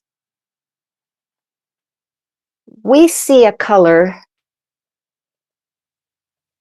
in our eyeballs. Our eyeballs perceive. And then we make a mental leap that that color is not in the eyeball. It's out there. That's a thought. That's a mental construct. It's not literal. You hear a sound. It's perceived. If you close your eyes for a second, I'm only doing that so that you can reduce some of the information coming in. My voice is being heard. Notice, if you do your best to be literal, where that sound is experienced. Is it out here or is it inside? Whatever inside means. Is it me or is it you? That sound. It's a sound. I'm talking now just so you have something to hear. Well, the digital aspect of it makes it trickier, right? Because it's like if we were sitting in the room and you were talking. Okay, but that's why I ask you to close your eyes so that you don't get confused by what you think is real. I mean, I think I hear what you're saying. Like myself is reconstructing this and making meaning of it and producing the sensation inside of my own ears and so forth. Like it's happening inside of me. The whole world is sort of happening inside of me at all times. Without your eyeballs, again, if you're going to be literal and set aside the common, again, I live in the same world you do. I know what you're doing in your head because, of course, I do the same. I'm looking at you. I'm calling that you. Got it. But without your eyeballs, what proof is there that it's anywhere?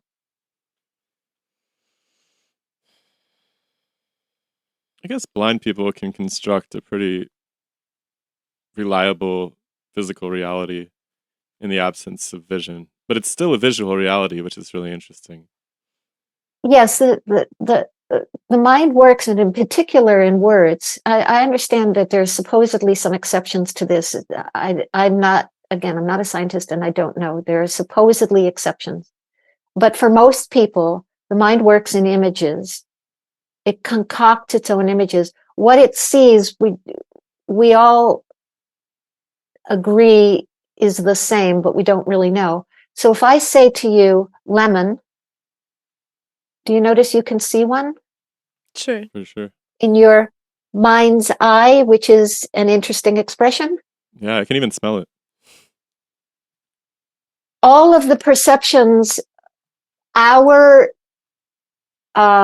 sensory apparatus is what we use to determine what we call an outside world, but it isn't outside. It's us. So a blind person, we say lemon, they also have an image of something they call a lemon. Whether it matches what I see, whether what you see matches what I see, there's no way to ever know that. But we have a common understanding that if I say blue, we all understand what that word means. We have a common agreement that if I say you, we have an agreement that we understand what that means. But you, whether I'm in person or on the screen,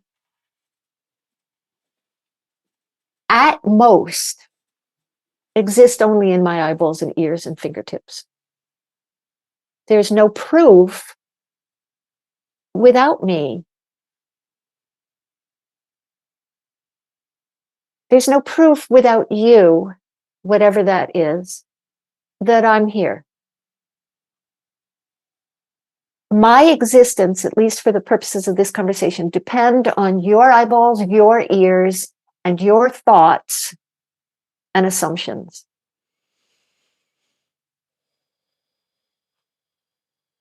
This is And- true. Oh, I agree. good. I agree. And yet, I think that still means that you are there. Okay, so, and yet is another expression for but. I think that you are still there. Take away that I think and tell me if I'm still here. You are. Like in some sense, the objectivity of it just doesn't really matter because it's like you act as if it is so, and that works out time and time again. And so, And that's what we do here. I think that's what cognitive scientists are really verging on too. I think there's been a long tradition of cognitive science over the past 50 years or so, where the scientists originally assumed people saw material bodies everywhere and then reconstructed them in their heads. And I guess when they started trying to design the first robots, they were trying to train them this way too. But the problem is, like, tiny changes in lighting, even with the most simplest scaled down environment, would confuse the robots. And they started to shift the cognitive theory to realizing that people see meaningful interactions is what they actually see. So, like, you don't see this box made out of metal with little surfaces and stuff. You see a computer because that's the meaningful part of what's going on there to you. And you see a person, you don't see like the body and, like, you know, the lips and the eyes, and you don't see that stuff. You see you, because the personality, the representation of. And so I'm sorry to interrupt you. Yeah, you can take it.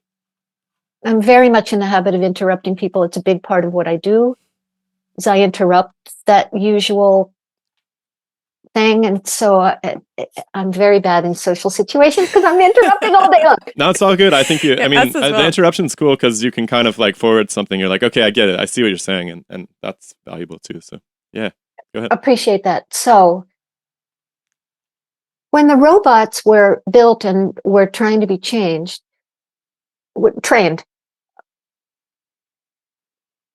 humans don't realize how much interpreting we do of the sensory information. And this is where I keep going back to literal, because it's our best attempt to set aside the interpretation and the meaning that we stick on an actual experience. And so eyeballs pick up a color, for simplicity's sake. We interpret that as Judy. The robot didn't do that. And it wasn't only until the robot didn't add the interpretation and the meaning that the humans could see how their bias had messed this up, how their assumptions, how their meaning, how their layers on top of the literal, whatever that means, added interpretation to a simple experience, which is color in an eyeball, let's say, or sound in an ear. And again, we could break that down even more, but we have to start somewhere. So we act as if we're here, you said a few minutes ago. Yes, we do. Keyword in that sentence is act. We're pretending all the time. The thing is, I'm going to say this, you won't like it, probably. We know it. We actually do know it. That's why we use words like act as if, playing a role. This is my story. Not acting like myself, whatever the hell that means. We use drama words. We use the word persona. The word person comes from, I think, the Greek, which means mask. we know. So we are putting layers of meaning and interpretation on a bunch of color, a bunch of sound. If we were there in person, sensation in my fingertip, and I'm calling that you. If I had my hand around your arm, your wrist, and my eyes closed again, because there's so much coming at us. The more sensory, who dares ring my doorbell? Who dares? Yeah. Did someone ring your doorbell? Yeah. Yes. You're welcome. No. Yeah. Okay. I do not interact with the outside world unless I have to. I'm kidding. Hopefully the block's not on fire or something. Well, hopefully, yeah. More likely it's Amazon being overzealous. Okay, so we have so much coming at us in person. If we, I'm getting all flushed with the excitement of all this. If I put my hand around your wrist, if we were there in person, if I close my eyes again so that I'm not confused, there's sensation. Where is the sensation? In my hand. I'm calling that you. But it's mine.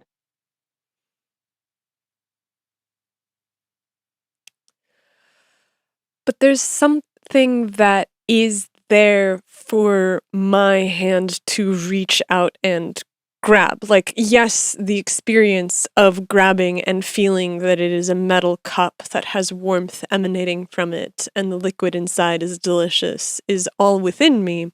There is still something that lies out into the world, which I meet when I reach out to encounter That's a mental extraction isn't the word. It's a mental addition to the sensory experience. The sensory experience is feeling.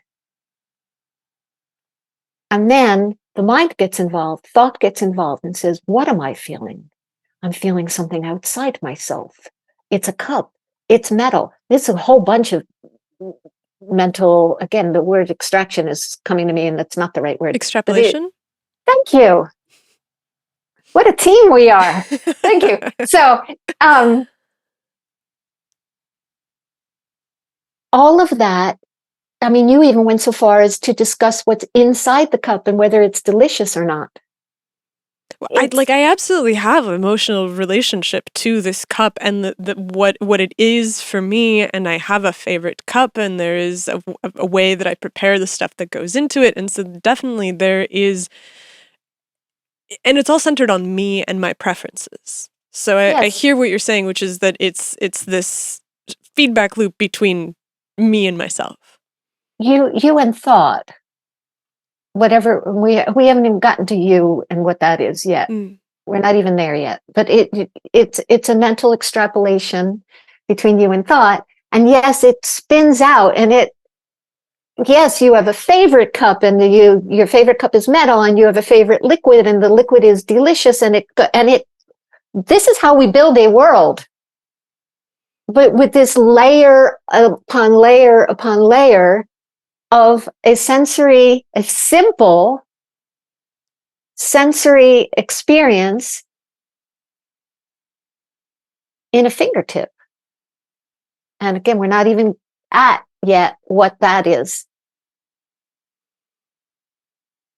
So I'm seeing what is probably confusion, maybe? Or do you have buts or thoughts? Or I don't think it's confusing. I mean, I think that I think consciousness emerges at scales of complexity. And so for, say, a bacteria, the touch is probably the entirety of the experience. At least the touch, maybe it touches chemicals with its neighbors and so forth, but it is very much limited to this action reaction. And as you scale up animal complexity and you move to the cockroach and so forth, you're beginning to get into the realm of abstraction and assigning meaning to things in a way that you don't have when you only have one cell. And then by the time you're human, like this, I'm telling you, this thing about language is just absolutely anomalous. The representational language, I guess, is a better way of putting it. Of course, the animals can communicate with each other using sound, but the fact that we can shape the sound into meaningful concepts Gives that us we can also, build on but also that gives us the allows us ability to to lie. think and lie and and go mislead and crazy deceive ourselves and and be and everything. Yeah, it's yes, madness, but it's yes. also It incredibly practical. yes, and we can't do without it, and et cetera. Again, with an understanding as where again, I don't know where Jim Newman comes from on all of this, but my belief is I live in this world, and I don't need to be a zealot about this in order to see how this works. So I don't want to be without words either. I depend on words. My world is created from them. I'm not giving them up. That doesn't mean that I can't see how humans have built a world of layers of meaning and things that aren't there based on language. Mm-hmm. Mm-hmm. Yes, I can see Imagination that. is right. So, Definitely. There's definitely like layer upon layer of artifice that's stitched over top of the actual events that are unfolding. But yeah, but in some sense, that's kind of what it means to be a human, is to embrace the yes, meaning of the, like, to see the world in that sense and to kind of for make sure. something. I don't know, like the world is full of suffering. Like I worked out too hard yesterday, and so like I have this pain in my neck right now. It's like, but if you orient yourself towards meaningful experiences, then it's like, it's okay that I'm suffering because like I'm making myself stronger in the process, and I'll appreciate it next week. And there's something about subverting that suffering in finding meaning and finding these meaningful relationships and finding purpose and so forth that makes it kind of worthwhile. I don't think you're going to escape suffering, but these Or, layers of abstraction can be quite useful. and even in the construction of the self that is something that you like, or someone that you like, where I think that art is the maybe most barefaced version of this, because what is art except for trying to produce something that satisfies you yourself as the creator? You finish something and you believe that it has expressed what was in your mind or in your heart, and it's done when it is as close to it as you can get, and then you start something else in the hopes that you will get closer next time. And in order to make art, you have to be able to make all of these choices of this looks good here, that looks good there. The way that these sentences flow into each other creates the mental picture and the experience in the reader that I want them to have, and the ideas all fit together. And so it's this process of constantly assembling things and developing a taste for what fits well together and how it fits well together. And so it's the utilization of the artifice to create something that you then give to other people, and it's magical because it makes them feel something. Okay. So that's all arguable. Hmm. I understand that you write. Do you make any other kind of art? I do sculptures, I paint some. Oh yeah, I play music too. Okay.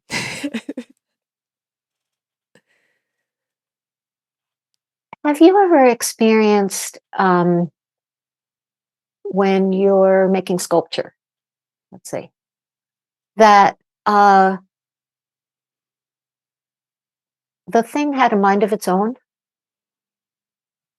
Sure, almost always. So what made the sculpture?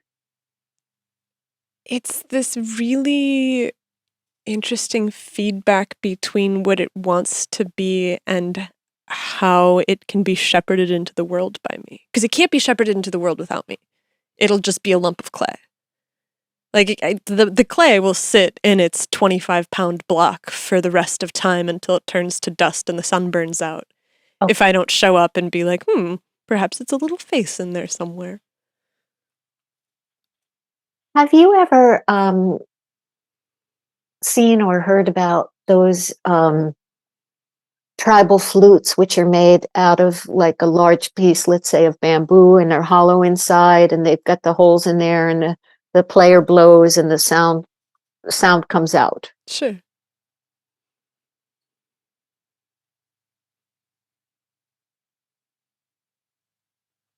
What if, when you are making a sculpture, what if you're the flute?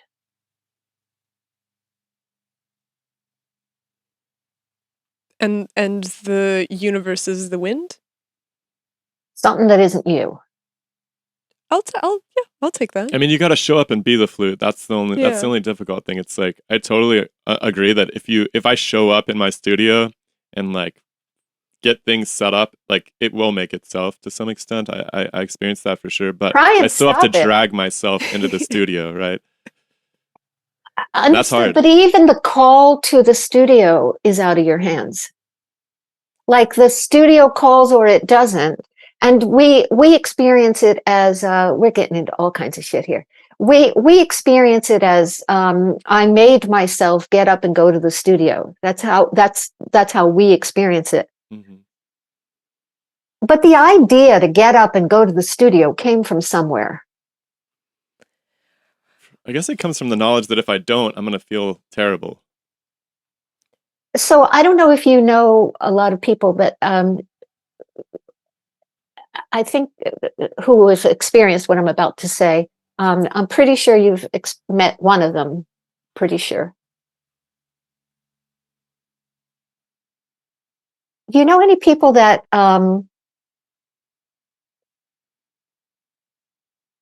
want to clean their house, know they have to clean their house, intend to clean their house, plan to clean their house, set aside days to clean their house, and then don't goddamn clean their house? Yeah. Obviously. Well, this was actually really funny because I was having this conversation with Shiloh the other day, and I was like, do you ever have the feeling of needing to do something and then you don't do it? And he's like, no. What are you no. And I'm like, well, I've like beat that out of myself over the last 40 years. This is a man who is the most functional person that I swear, I'd like, this is why I love you. Like, you are so functional, and it is almost like having a second brain. We were in grad school, full-time work, everything is absolutely insane. I am like just struggling to keep my head above water just to figure out like what is everything. Shiloh, not only is he doing excellent in the science world, but he's coming home and he every single day is working on music and is putting out like an album a month of songs where he has album of a year. Come on, a year? That whole album? No, a song a month. A song a month. Sorry. God, not that particular. Where he's like, don't rush me.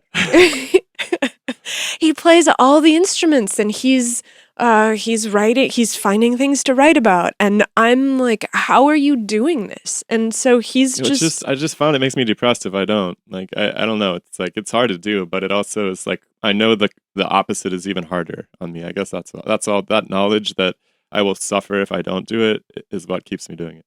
So if you sit and do nothing, he literally can't. The other day I was like, let's just not do anything, and he's like, no, we need to rebuild the studio. And I was like, well, what about in an hour? And he's like, no, I'm ready now. So he's an edge case. He's an edge case. It's really, really incredible. Well, these are flip sides of the same coin. Do a lot or do nothing, same coin. So the thing is, I remember a long time ago, somebody was telling me about this exercise that was popular in the world I lived in for a little while, where you were supposed to sit on your couch for 8 hours and do nothing.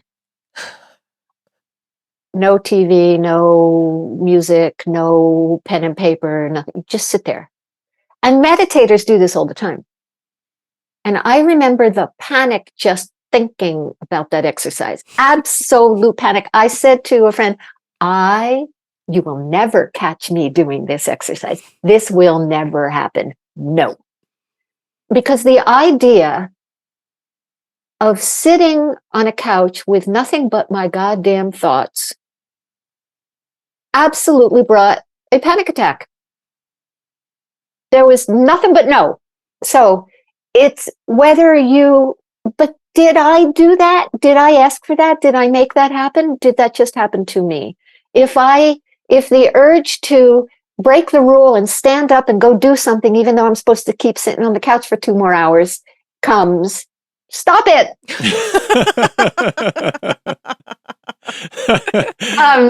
See how it doesn't happen when I do it on purpose? Yeah, that's so bizarre. Oh, there it is.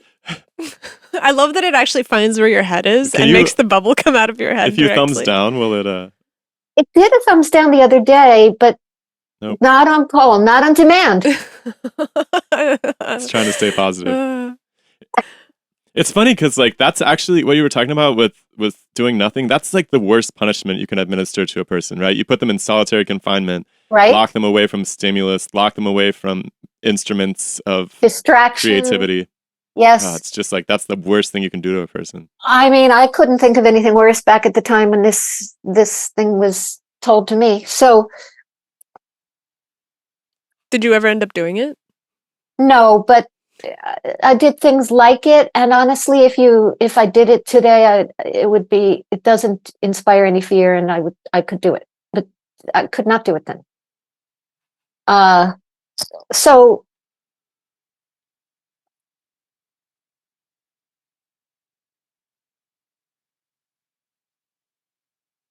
if we're going to say, so there's so many ways that we humans have constructed a concept of a world that requires us and that it is attributed to us and that depends on us, that art doesn't get made without us, sound doesn't happen without us. You are there. How do I know it? I see you. That's on me. It needs me. Everything needs me to happen. We're getting into the conversation here of, we're skirting the conversation of free will at this point, where, if creativity needs me, ideas need me, relationships need me, this world goddamn needs me. Humans have built a world, a conceptual world that conveniently, not coincidentally, requires us to be. And so where this conversation goes, every road it goes down ends up seemingly proving we are here, we are needed, it depends on me. I'm even questioning this at this point, coming at this from, does creativity depend on me? Does it need me? When I make a painting, did I do it? If an idea comes to me, did I generate that idea? How would that work? I just think the only thing you do is show up or put yourself in the position to have those ideas. Like, you're not going to have brilliant ideas about, say, the elasticity of molecular water unless you spend a lot of time sitting around looking at the elasticity of molecular water. Right? I can guarantee you I am not going to have, stop it, I am not going to have, this is fabulous as an example of lack of control and free will, et cetera, because, but yes, I can guarantee you there will never be a paper about molecular or whatever coming out of me. So I understand. Because you chose not to sit in front of that experimental setup or whatever. Like you have oriented. Did I choose that? I think so. I mean, I feel like you've chosen to do what you do. I mean, I choose to do what I do, in the extent that I don't sit in front of those experiments anymore, and I have to choose to drag my. That's the thing about art. It's like it is absolutely something that anybody can do and tap into, and it can happen through you, but you got to drag yourself there, and that's the hardest part for most people. It's like you have to show up every day. Have you read Okay. Go ahead. Have you read Stephen Pressfield's War of Art? Yeah. It's kind of like inspired me when I was younger too. Just like, oh yeah, this is all very achievable, and you can become very, very. It makes me happier and happier to do art the more technically proficient I am at it, by the way. Like it used to give me a lot of anxiety to do art. Like I would start working on a piece and I would be like, oh my God, this is never going to turn out. Like every single time that would happen to me. And over the years, just by showing up every day, now it's like I know I can do it. It's not scary to me. It's actually very liberating because I've dragged myself to the studio every day. Every artist that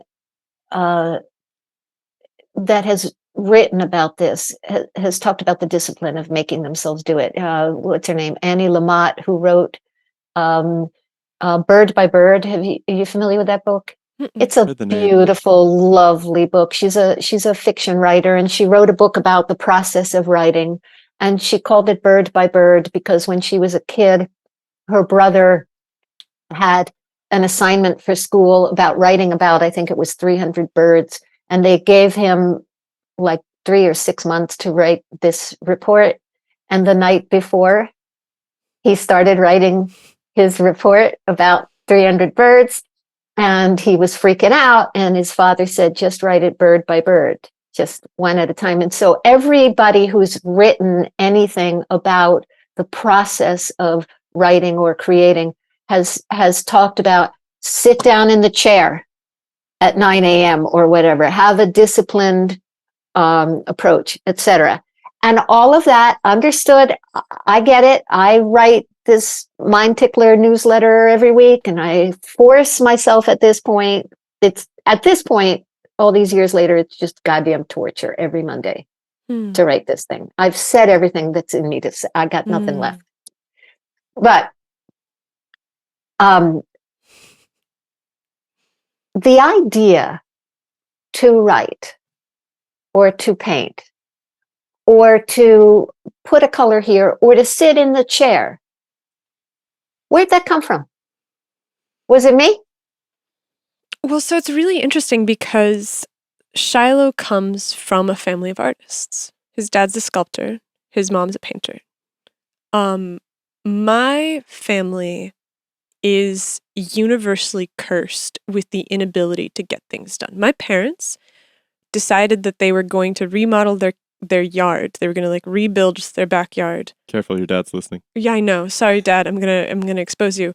They decided to do this when I was 17 years old. I'm 34, and they have not done it yet. I understand. I and literally, it's like every single year. Every time I visit home for all of those intervening years, it was like, can you help us figure out what we want to do for the yard? And it's like we go through all of these iterations, and it's like this is the curse of the family. And yet, my family, I was born in the Soviet Union. They emigrated across 3 continents. My dad has, he's incredibly successful as a computer programmer, and so everybody's like more or less settled. But I'm like, Shiloh's inherent pull to art seems to come from something that is not necessarily purely inside of him. Because I see his parents. These things are learned, I think, is the short answer. Yeah. They're learned to some extent. I learned that. I also looked out at the universe and I was like, I want to be like that. Like I saw art being made and it was bowling me over. And I was like, I want to learn how to do that magic too. And I came at it from that same place where I come from a family where no one is making art. And I was like, I want to make art. And I have always surrounded myself with artists. And I married the best one that I found because I was like, this is the person who can guide me through this. And he does. Okay. So again, I don't know if this is where you want this conversation to go. I understand, again, because I live in the same world you do, I get it, that looks like it's learned, and it looks like it's chosen, and it looks like it's discipline, and it looks like it's something you have control over.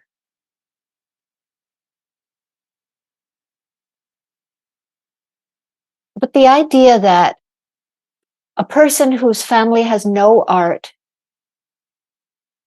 comes to a desire for art, that's not learned.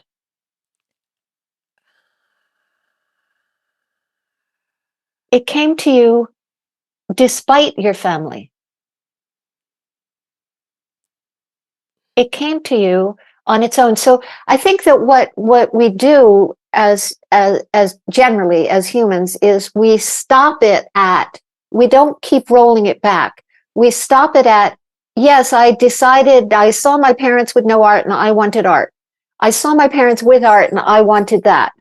We stop there and we don't roll it to before. What brought that want? What brought that want? Well, I mean, for me, it was watching the effect that art had on people. What if the want has nothing to do with you and your learning and your background? It's just a what if. I mean, I think about that sometimes, right? Because I think that there is this aspect of it that just, it's kind of a miracle that I do have. Arbitrary. Yeah, absolutely. Okay. I totally agree. So, in which case, what's doing the wanting?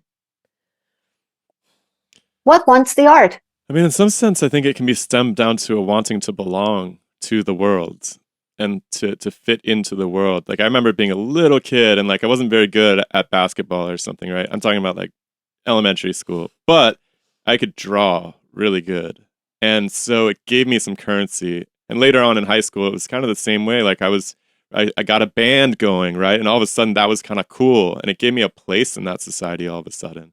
And so it just seemed like a natural role I could play in the world. It was like, it's something I can do. It's useful to other people for whatever reason. And it kind of allows me to belong. It gave me a place. Are we back to location? Yeah, I think that it is very relational. I think that all of these wants are deeply relational. I totally And we're agree. like deeply social organisms too, right? We're not, you put a human in a box and you basically kill them. It's like you have to have the colony. You have to serve the colony. Except some people thrive. In solitary confinement? Well, as loners, as solitary isolationists, yeah. But they're probably, usually solitary isolationists have a deep and abiding sense of nature. And so they're perhaps isolationists for humans, but they see themselves as embodying some connection with nature or animals or rivers. I would also hesitate to think there's a lot of people that thrive that way. There's probably a There few. probably, yes, I would agree with you. There's fewer of those. I think I'm one, and I'm not a nature person. You Um, got cats, though. I do. Yeah. Okay. Right? I mean, that's what I'm saying. Like, that's the thing. Your society is the society of the cats. Like, can you imagine living without them? Just you? Well, yes, but I don't want to get stuck on that right now. Sure. I think that the predilection to build assumptions and meaning on things is we'd have to roll back in order to peel them off. They're so ingrained and built in. It's very hard to I'm stuttering over my words because I'm looking for ways that I can show you all of this in a way that makes sense to you. But there's a building of meaning that is just very natural for you guys, which I totally get. And also appreciate. That's fun for me. The difference I think between us is that it feels really real for you and it doesn't feel real for me.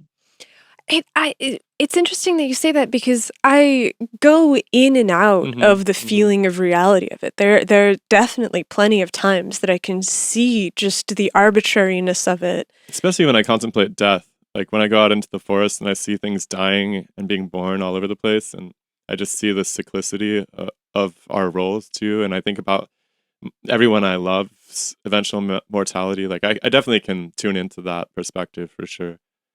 Just the absolute arbitrariness of being born in this moment in this body, and to have gone through the motions of this of this life, and to realize that, it's by the grace of God that I wasn't born in Gaza to some refugee family Or that's in the just, 1800s, as a woman or whatever. or like a Yeah. slave in Mauritania, right? Like there's all these arbitrary things that, like, I'm born into this thing, and I spend a lot of time thinking about how little of my will went into that. And so I totally agree with you that there is this place that you can zoom out, and it's almost like a magic eye picture.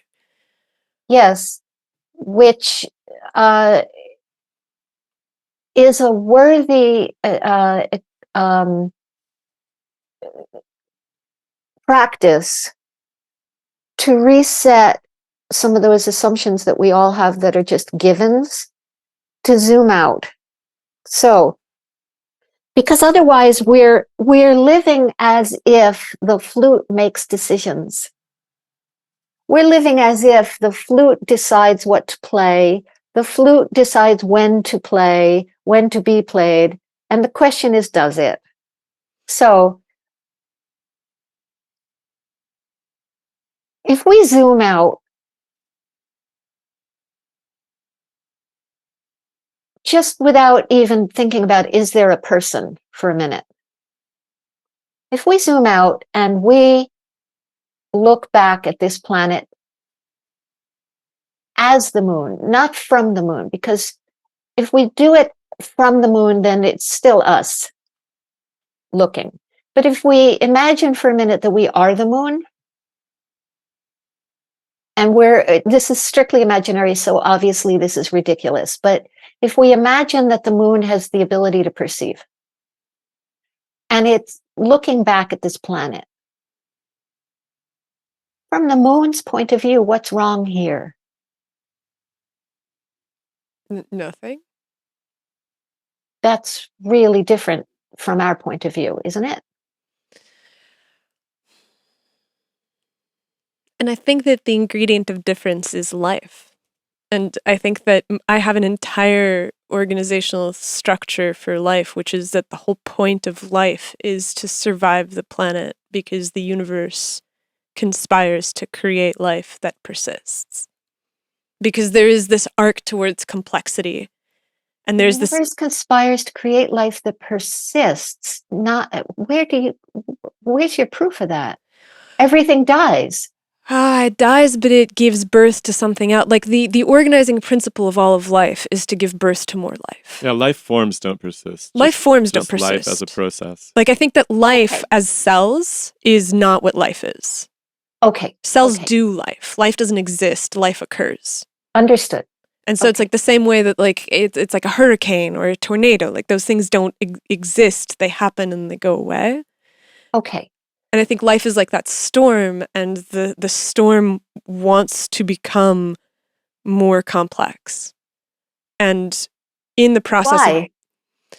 because I think that if you don't have a so complex structures are really crystalline, and they create a lot of order, and that creates movement in the universe as they decay.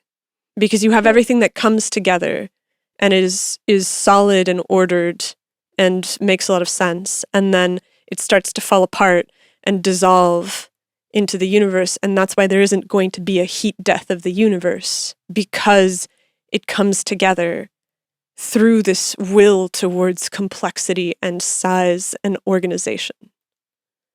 So,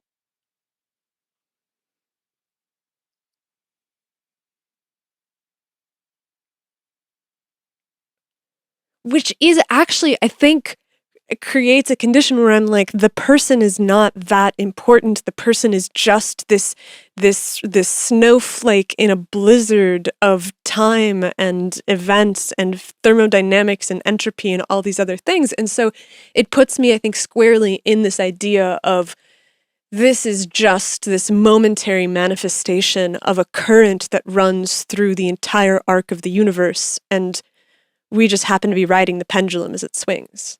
okay. So, there may never be any need to figure out if there really is a snowflake. right? It's Only a in so far as momentary. to like live a good life. The only thing that gives a goddamn fuck about the snowflake and whether it exists is the snowflake. Yeah, definitely. All the other snowflakes too. Yeah, the snowflakes that are nearby it. Like, you know, I like that he's around. I like that our cat's around. I'm glad that you are. That Neil is, you know, like there's so much just I mean, honestly, people are terrible too, but that's the thing that satisfies. So if life, using your word,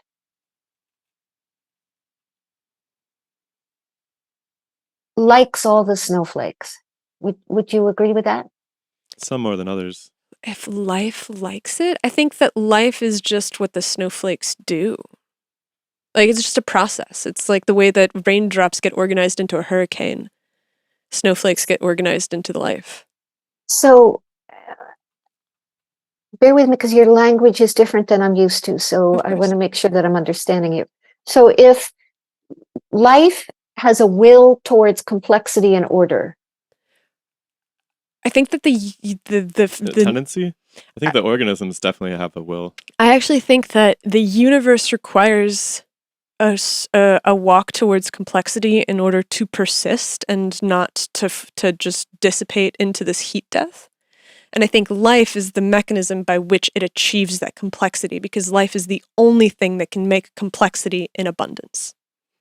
Nothing else. so life by this meaning, is it only Earth? No. So there's life includes Saturn. That's a really fun can of worms to crack open, actually. Yeah, I mean, I think I don't like this definition in terms of complexity, just to like chirp in. Like, Okay. I don't buy that at all. So I think like non-living structures are incredibly complex too. It's just a matter of how close you're willing to look at them. I think life is just defined by its goal orientation. Like it has will. Life forms have will. They have goals, and they will do anything they can to achieve those goals. But I But basically yeah, Saturn, maybe. I mean, like a lot of electrical activity going on. Right? Who So knows? it's like you have to really start to think about like, how does life start to form? Is it electricity that comes first, or is it the patterning of amino acids and membranes on surfaces, or is like, we don't know yet, but it seems like the best versions that we have is that you have some kind of electrical process that's paired to the patterning of molecules on surfaces. Like the electrical processes seem to be involved in orienting the Yeah, organism. But yeah. like, I don't know, there's a lot of weird stuff with the planets, honestly.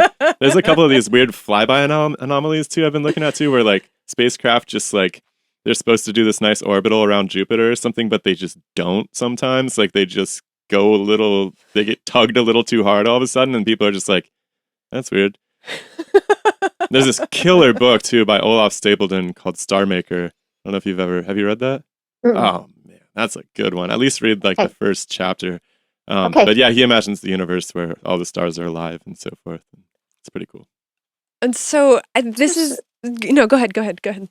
Well, so I'm going to ask you, where's consciousness?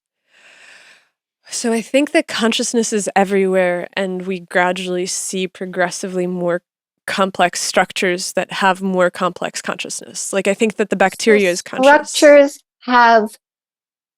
They do consciousness. Bear with me a minute here. Structures have consciousness. Consciousness doesn't have structures. Consciousness doesn't have structures. Can we define that word? Yeah, that is a good point. Yeah, it's just that's a real landmine of a word if we don't actually restrict it. What do we mean by that word? Well, and I'm just going there because ostensibly the purpose of our conversation was supposed to be about non-duality. So that's why I've dragged that word in.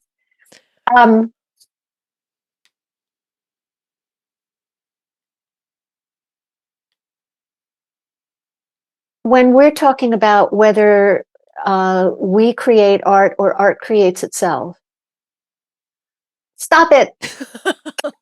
To prove its It point, never stops being funny. It's with you. and to prove its point and how out of control I am. And now when I want it, it doesn't show. Yeah, that's incredible. It's very amusing, as long as nobody's crying on the screen. Uh,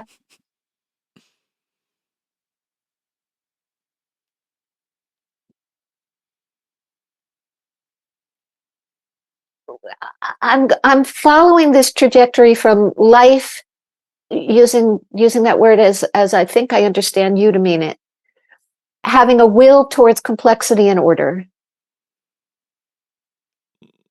I think Well, that life it's forms do. I mean, there's definitely a tendency towards that with life. but I think that life is a process that is greater than the cells that perform it. Life is an action, and cells are just really good at performing it. So we come back to this idea of the performance. Okay, so I would use life and consciousness probably interchangeably. I would probably Yeah.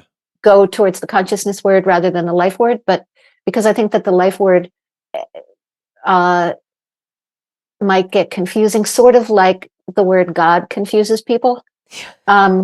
So, but I just want to make sure we're talking about the same thing, even though we're using different words. Can you see any argument for the fact that life has no order at all?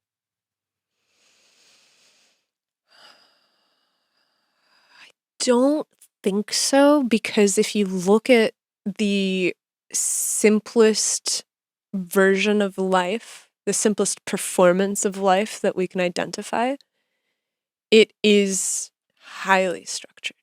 Like, the structure is basically what gives it its ability to do everything, because it's basically created a dam, and then it spins turbines in order to go.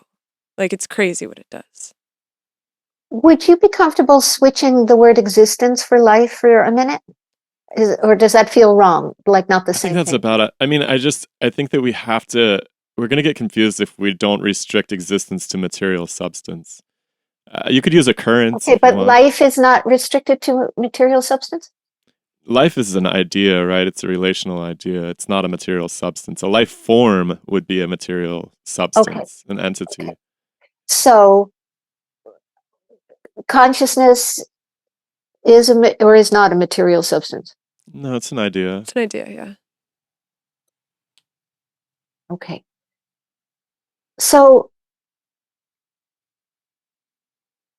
electrical impulses, what creates them? Oh boy, This is one of our favorite That's topics. a huge can of worms. we could get into that. I mean, ultimately, it's the action of some atoms, like the motion of the atoms and some particular structures of those atoms. What creates those? What creates atoms? I mean, they're dissipative structures. Like, it's essentially it's the most efficient way for a bunch of stuff in one place to organize itself. Something like that. That's the simplest way of putting it, I guess. But what are they? I mean, I'm not asking you for a definition of them. I mean, what created them? What put them here? Like, why is there something rather than nothing? I don't actually have an answer to that. You mean like the Well, fiber not of the really. atoms? Yeah. You're like, why Well, is I there mean, stuff? where did they come from? I'm not asking why. I'm asking where.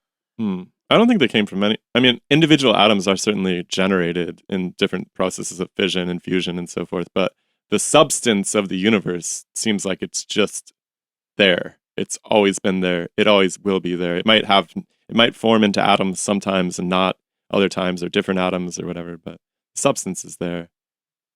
So I'm going with your words. These are not words I would ever use.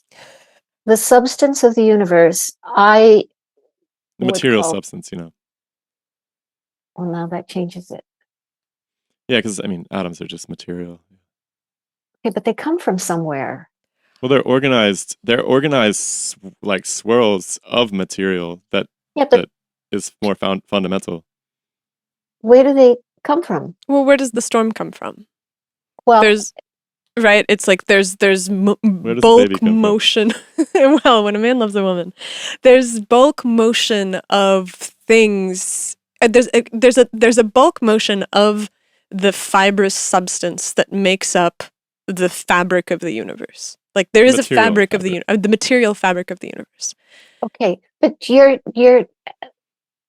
not coming with me on this, which is fine. You have every right to do that. I just want you to see you're not answering the question. I think that is the question, like, why is there something rather than nothing? No, I'm not asking why. I don't give a goddamn. Okay. Which I understand it's a science question. Why? So what's the question? I am asking where they come from. They come from fusion and fission. And where's that? I mean, it happens under extraordinary pressures and temperatures, generally speaking. And where does that come from? From literally the displacement of one body by another. So here's the thing. What I'm trying to use your words to contribute on my end here is this is just another way of possibly discovering that there's nothing there.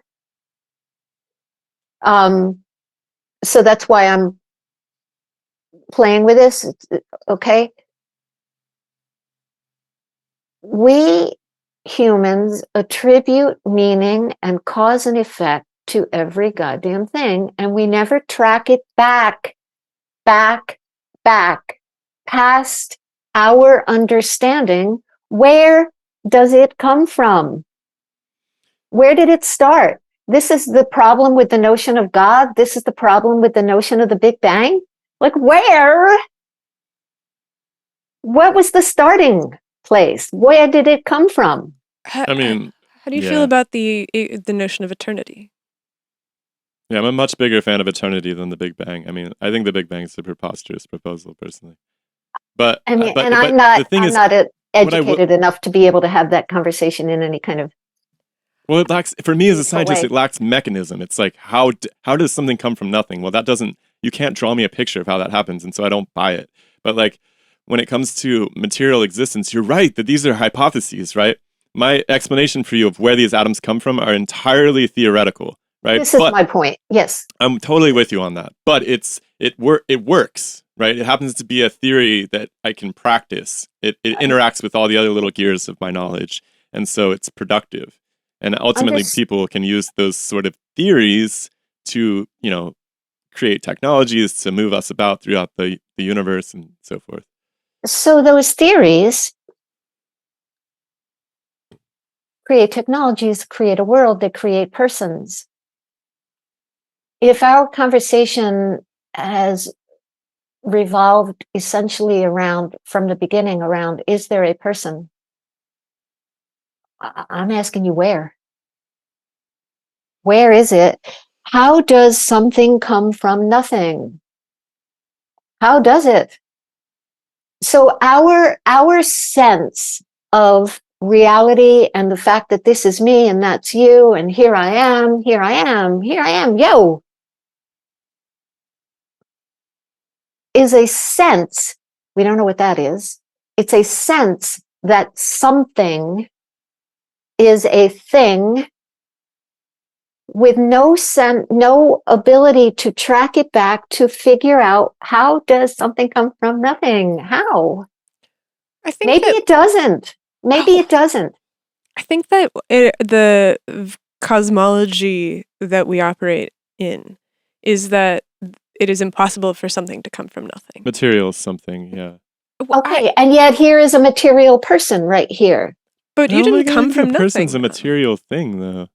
Well, the material aspects of the person. The body. Like the body didn't come from nothing, and the identity didn't come from nothing. But I don't think that I'm a body either, right?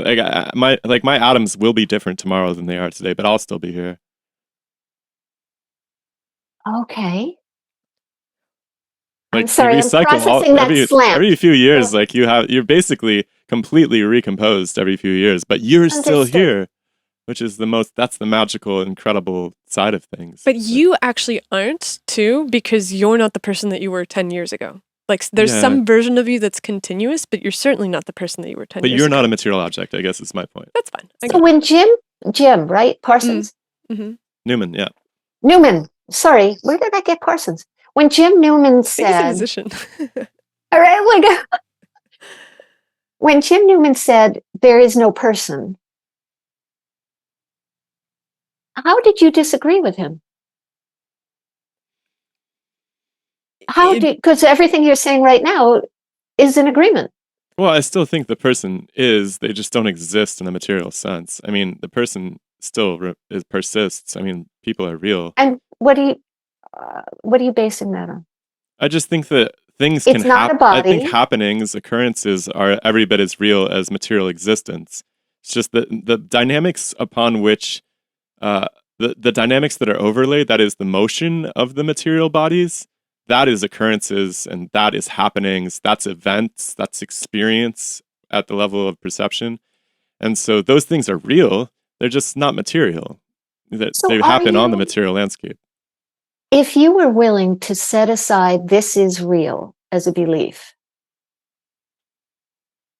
where's your proof of any of this?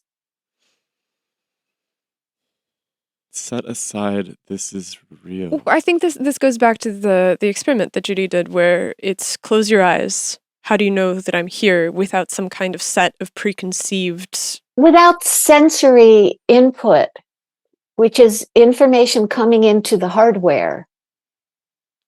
But memory is one of those things that I guess I put into the bin of things that can be used to construct what is. Have you done any information or research or reading about memory? Yeah, it's very fallible and it falls apart, and people can remember things that don't exist. And the gorilla thing is interesting. And I think that that's okay, because there is some faulty information processing. I remember things incorrectly all of the time. That's a given. But so then what are you using memory for in any kind of reliable way? How are you using that as a proof of anything? It's usually the step of it's the first step of a longer process.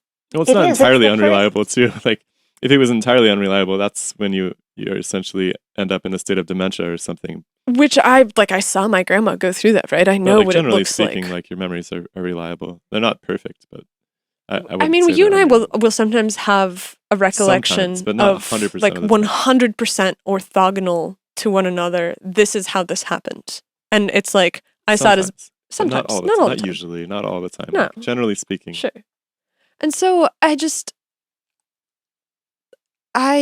see the immaterialness of the person. The person is something that happens and we associate what it is. Well, I guess I have in a material sense, and in the sense of how I define life and what I think is necessary for the universe to not die heat death. I actually have an answer for what the person is. So please bear with me for a minute. I'm not trying to be. And this is without any sensory information. This is just theoretical. I'm just reasoning my way to. I get that. I get that. And that's what I would invite you to set aside, if this is of interest to you and if you're curious about this stuff, to set all that reasoning aside, because it's like any scientist with the scientific method who comes up with a theory and then wants to prove it. That notion that this is real and this happened and memory is part of the proof, and it's biasing your ability to see clearly. It's a point of view. It's a bowling lane with the bumper things, and it's just limiting possibilities because it's such a given. And I understand that it's a given. I really do. I live in this world. I get that it's a given. We are here. This is real. This is done by me. This is not done by me. I am perceiving. What I am perceiving is real. There is order. It's all of this is, these are givens that are not on the table to be questioned. And I think that if they were on the table to be questioned, you'd be really fascinated. What are the ways in which you've seen this really help people? Because you said before that this is something that when Crazy people makes suffering, and we have a society of uh, belief that isn't real. And even when you use memory, when a person uses memory as a basis for proving anything, you're off in the land of crazy town. So It's only crazy in so much as it isn't congruent with other people's memories. It's like it may not even be congruent with your own.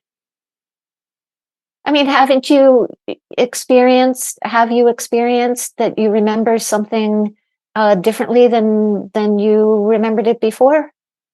yeah, but that's not generally the case. Like that does, those exceptions occur, of course, and they do make me feel crazy. But like generally speaking, that's not the case. Okay, so I didn't write down all of the ways that you said in so many words, well, this is real. And if you just set that one assumption on the side,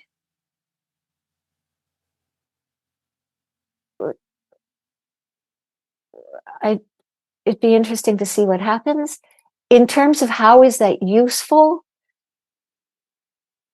if I say set the idea this is real off on the side, you can always pick it up again. It's not gone, right? You can have it anytime you want.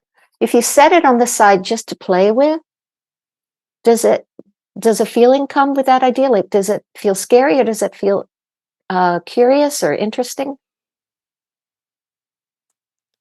I'm just not sure I'm not sure how to totally even engage with it, I guess. It's not, Okay. there's no sense of fright or worry. There's just a Okay. sense of how does one play with that? Okay, so I wish I had written down more of these complete sentences, but I don't write fast enough. To use one of your sentences where you said this is real.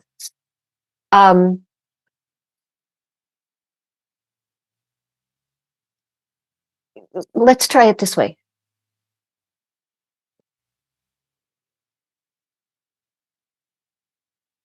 And I'm sorry, I'm distracted by the thoughts that are coming to me about that of other ways to show you whether you do or don't exist. Yeah, of course.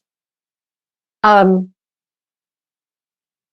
we is I 12 don't think o'clock that I your exist. time? Just to be Is it clear, I think that I occur. okay? Is that is 7 minutes from now a hard stop? Anastasia has to teach this afternoon. Is the only problem. I Oh, mean, that's right. That's right. That's right. That's right. Okay. I could go for probably until 15 past. I'll cut it really, really close to class, but it's okay. They're grown-ups. We'll deal with it.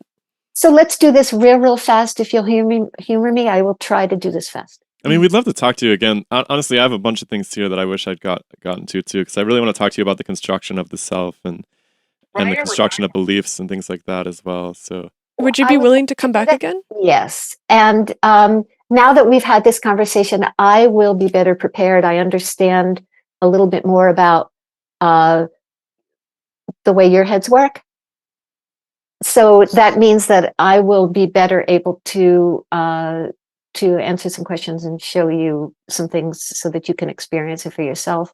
I think So that's a good yes, idea. Yeah, it's honestly some of our best conversations come from interacting with people multiple times. Like that's one thing I've loved about this podcast is just forming more long-term relationships with people, and you can kind of get into deeper waters. Let's say the more that you interact with somebody on different occasions. So. I'm making a note to myself. Hang on one second. Mm.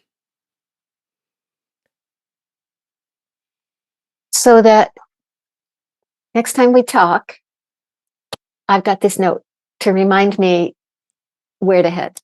So we don't have to squeeze it into 5 minutes. Sure, Yeah, let's not do that. but I do want to wrap on this idea because I want to give you you were started to go in this direction of how to play with the idea of not being real. And I wonder if you had a bow to put on that just so that we don't leave it totally in the air. So I would say to start, because I know how alien this is, and every fiber of everything in you, whatever you is, fights this very hard. I get that. But if we can only consider the possibility that what we think is real isn't, if that's all we do is just consider the possibility, and then we move through life with that tucked in the back, interesting doors open by themselves without even having to know how to do that. What if this that feels so real isn't? What if that's the case? What if this universe that feels and everybody knows is a real thing? What if it isn't?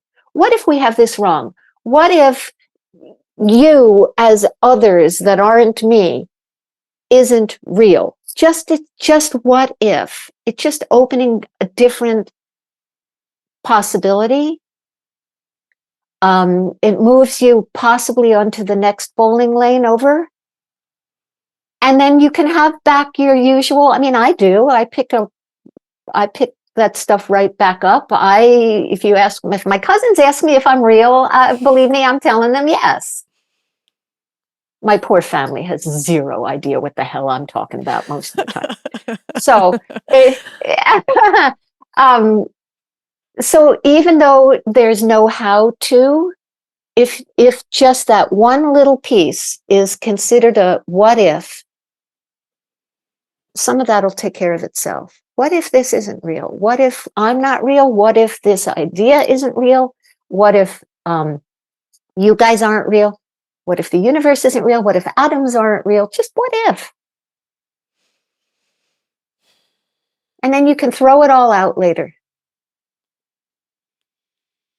I think it's an interesting meditation, like to try on, especially in the art studio or in writing or something. Just try to get out of the way of yourself and just let it happen. That kind of vibe. To be the flute. Yeah. Just to really experience the wind as opposed to experiencing the flute. Like, I don't know. There's something there. I'll definitely chew on that in the days to come, and I'll try to come back with a better comprehension of that feeling. I will do the same. Go ahead. I can't describe it in any way better than to say that it feels like trying to see a magic eye picture. I know that there's something there and I'm starting to see the edges of it, but it hasn't popped out against the background yet. And so I think that the only way to experience that is to just sit with it and to try to play with it. Agreed. And whether you get somewhere or it doesn't even matter. It's just a new toy. I love it. Okay. So I will also think of and play with ways that I can help make this clearer. Now that we've met and I hear where you're coming from and the language that you use, etc. So we will both have some interesting things to bring next time. Yes. Thank you so much for coming. You're such a joy to speak with. Thank you. And vice versa. You guys are amazing and great. And I really appreciate your open minds. And it's beautiful. So. And I appreciate your patience with our materialism. Oh, I got the same thing. So, all right. Enjoyed this. And you let me know how we do this. Yeah, we'll be in touch next for time. sure. Okay. All right, have a great rest of your day. Bye, Judy. Bye. Bye, everybody.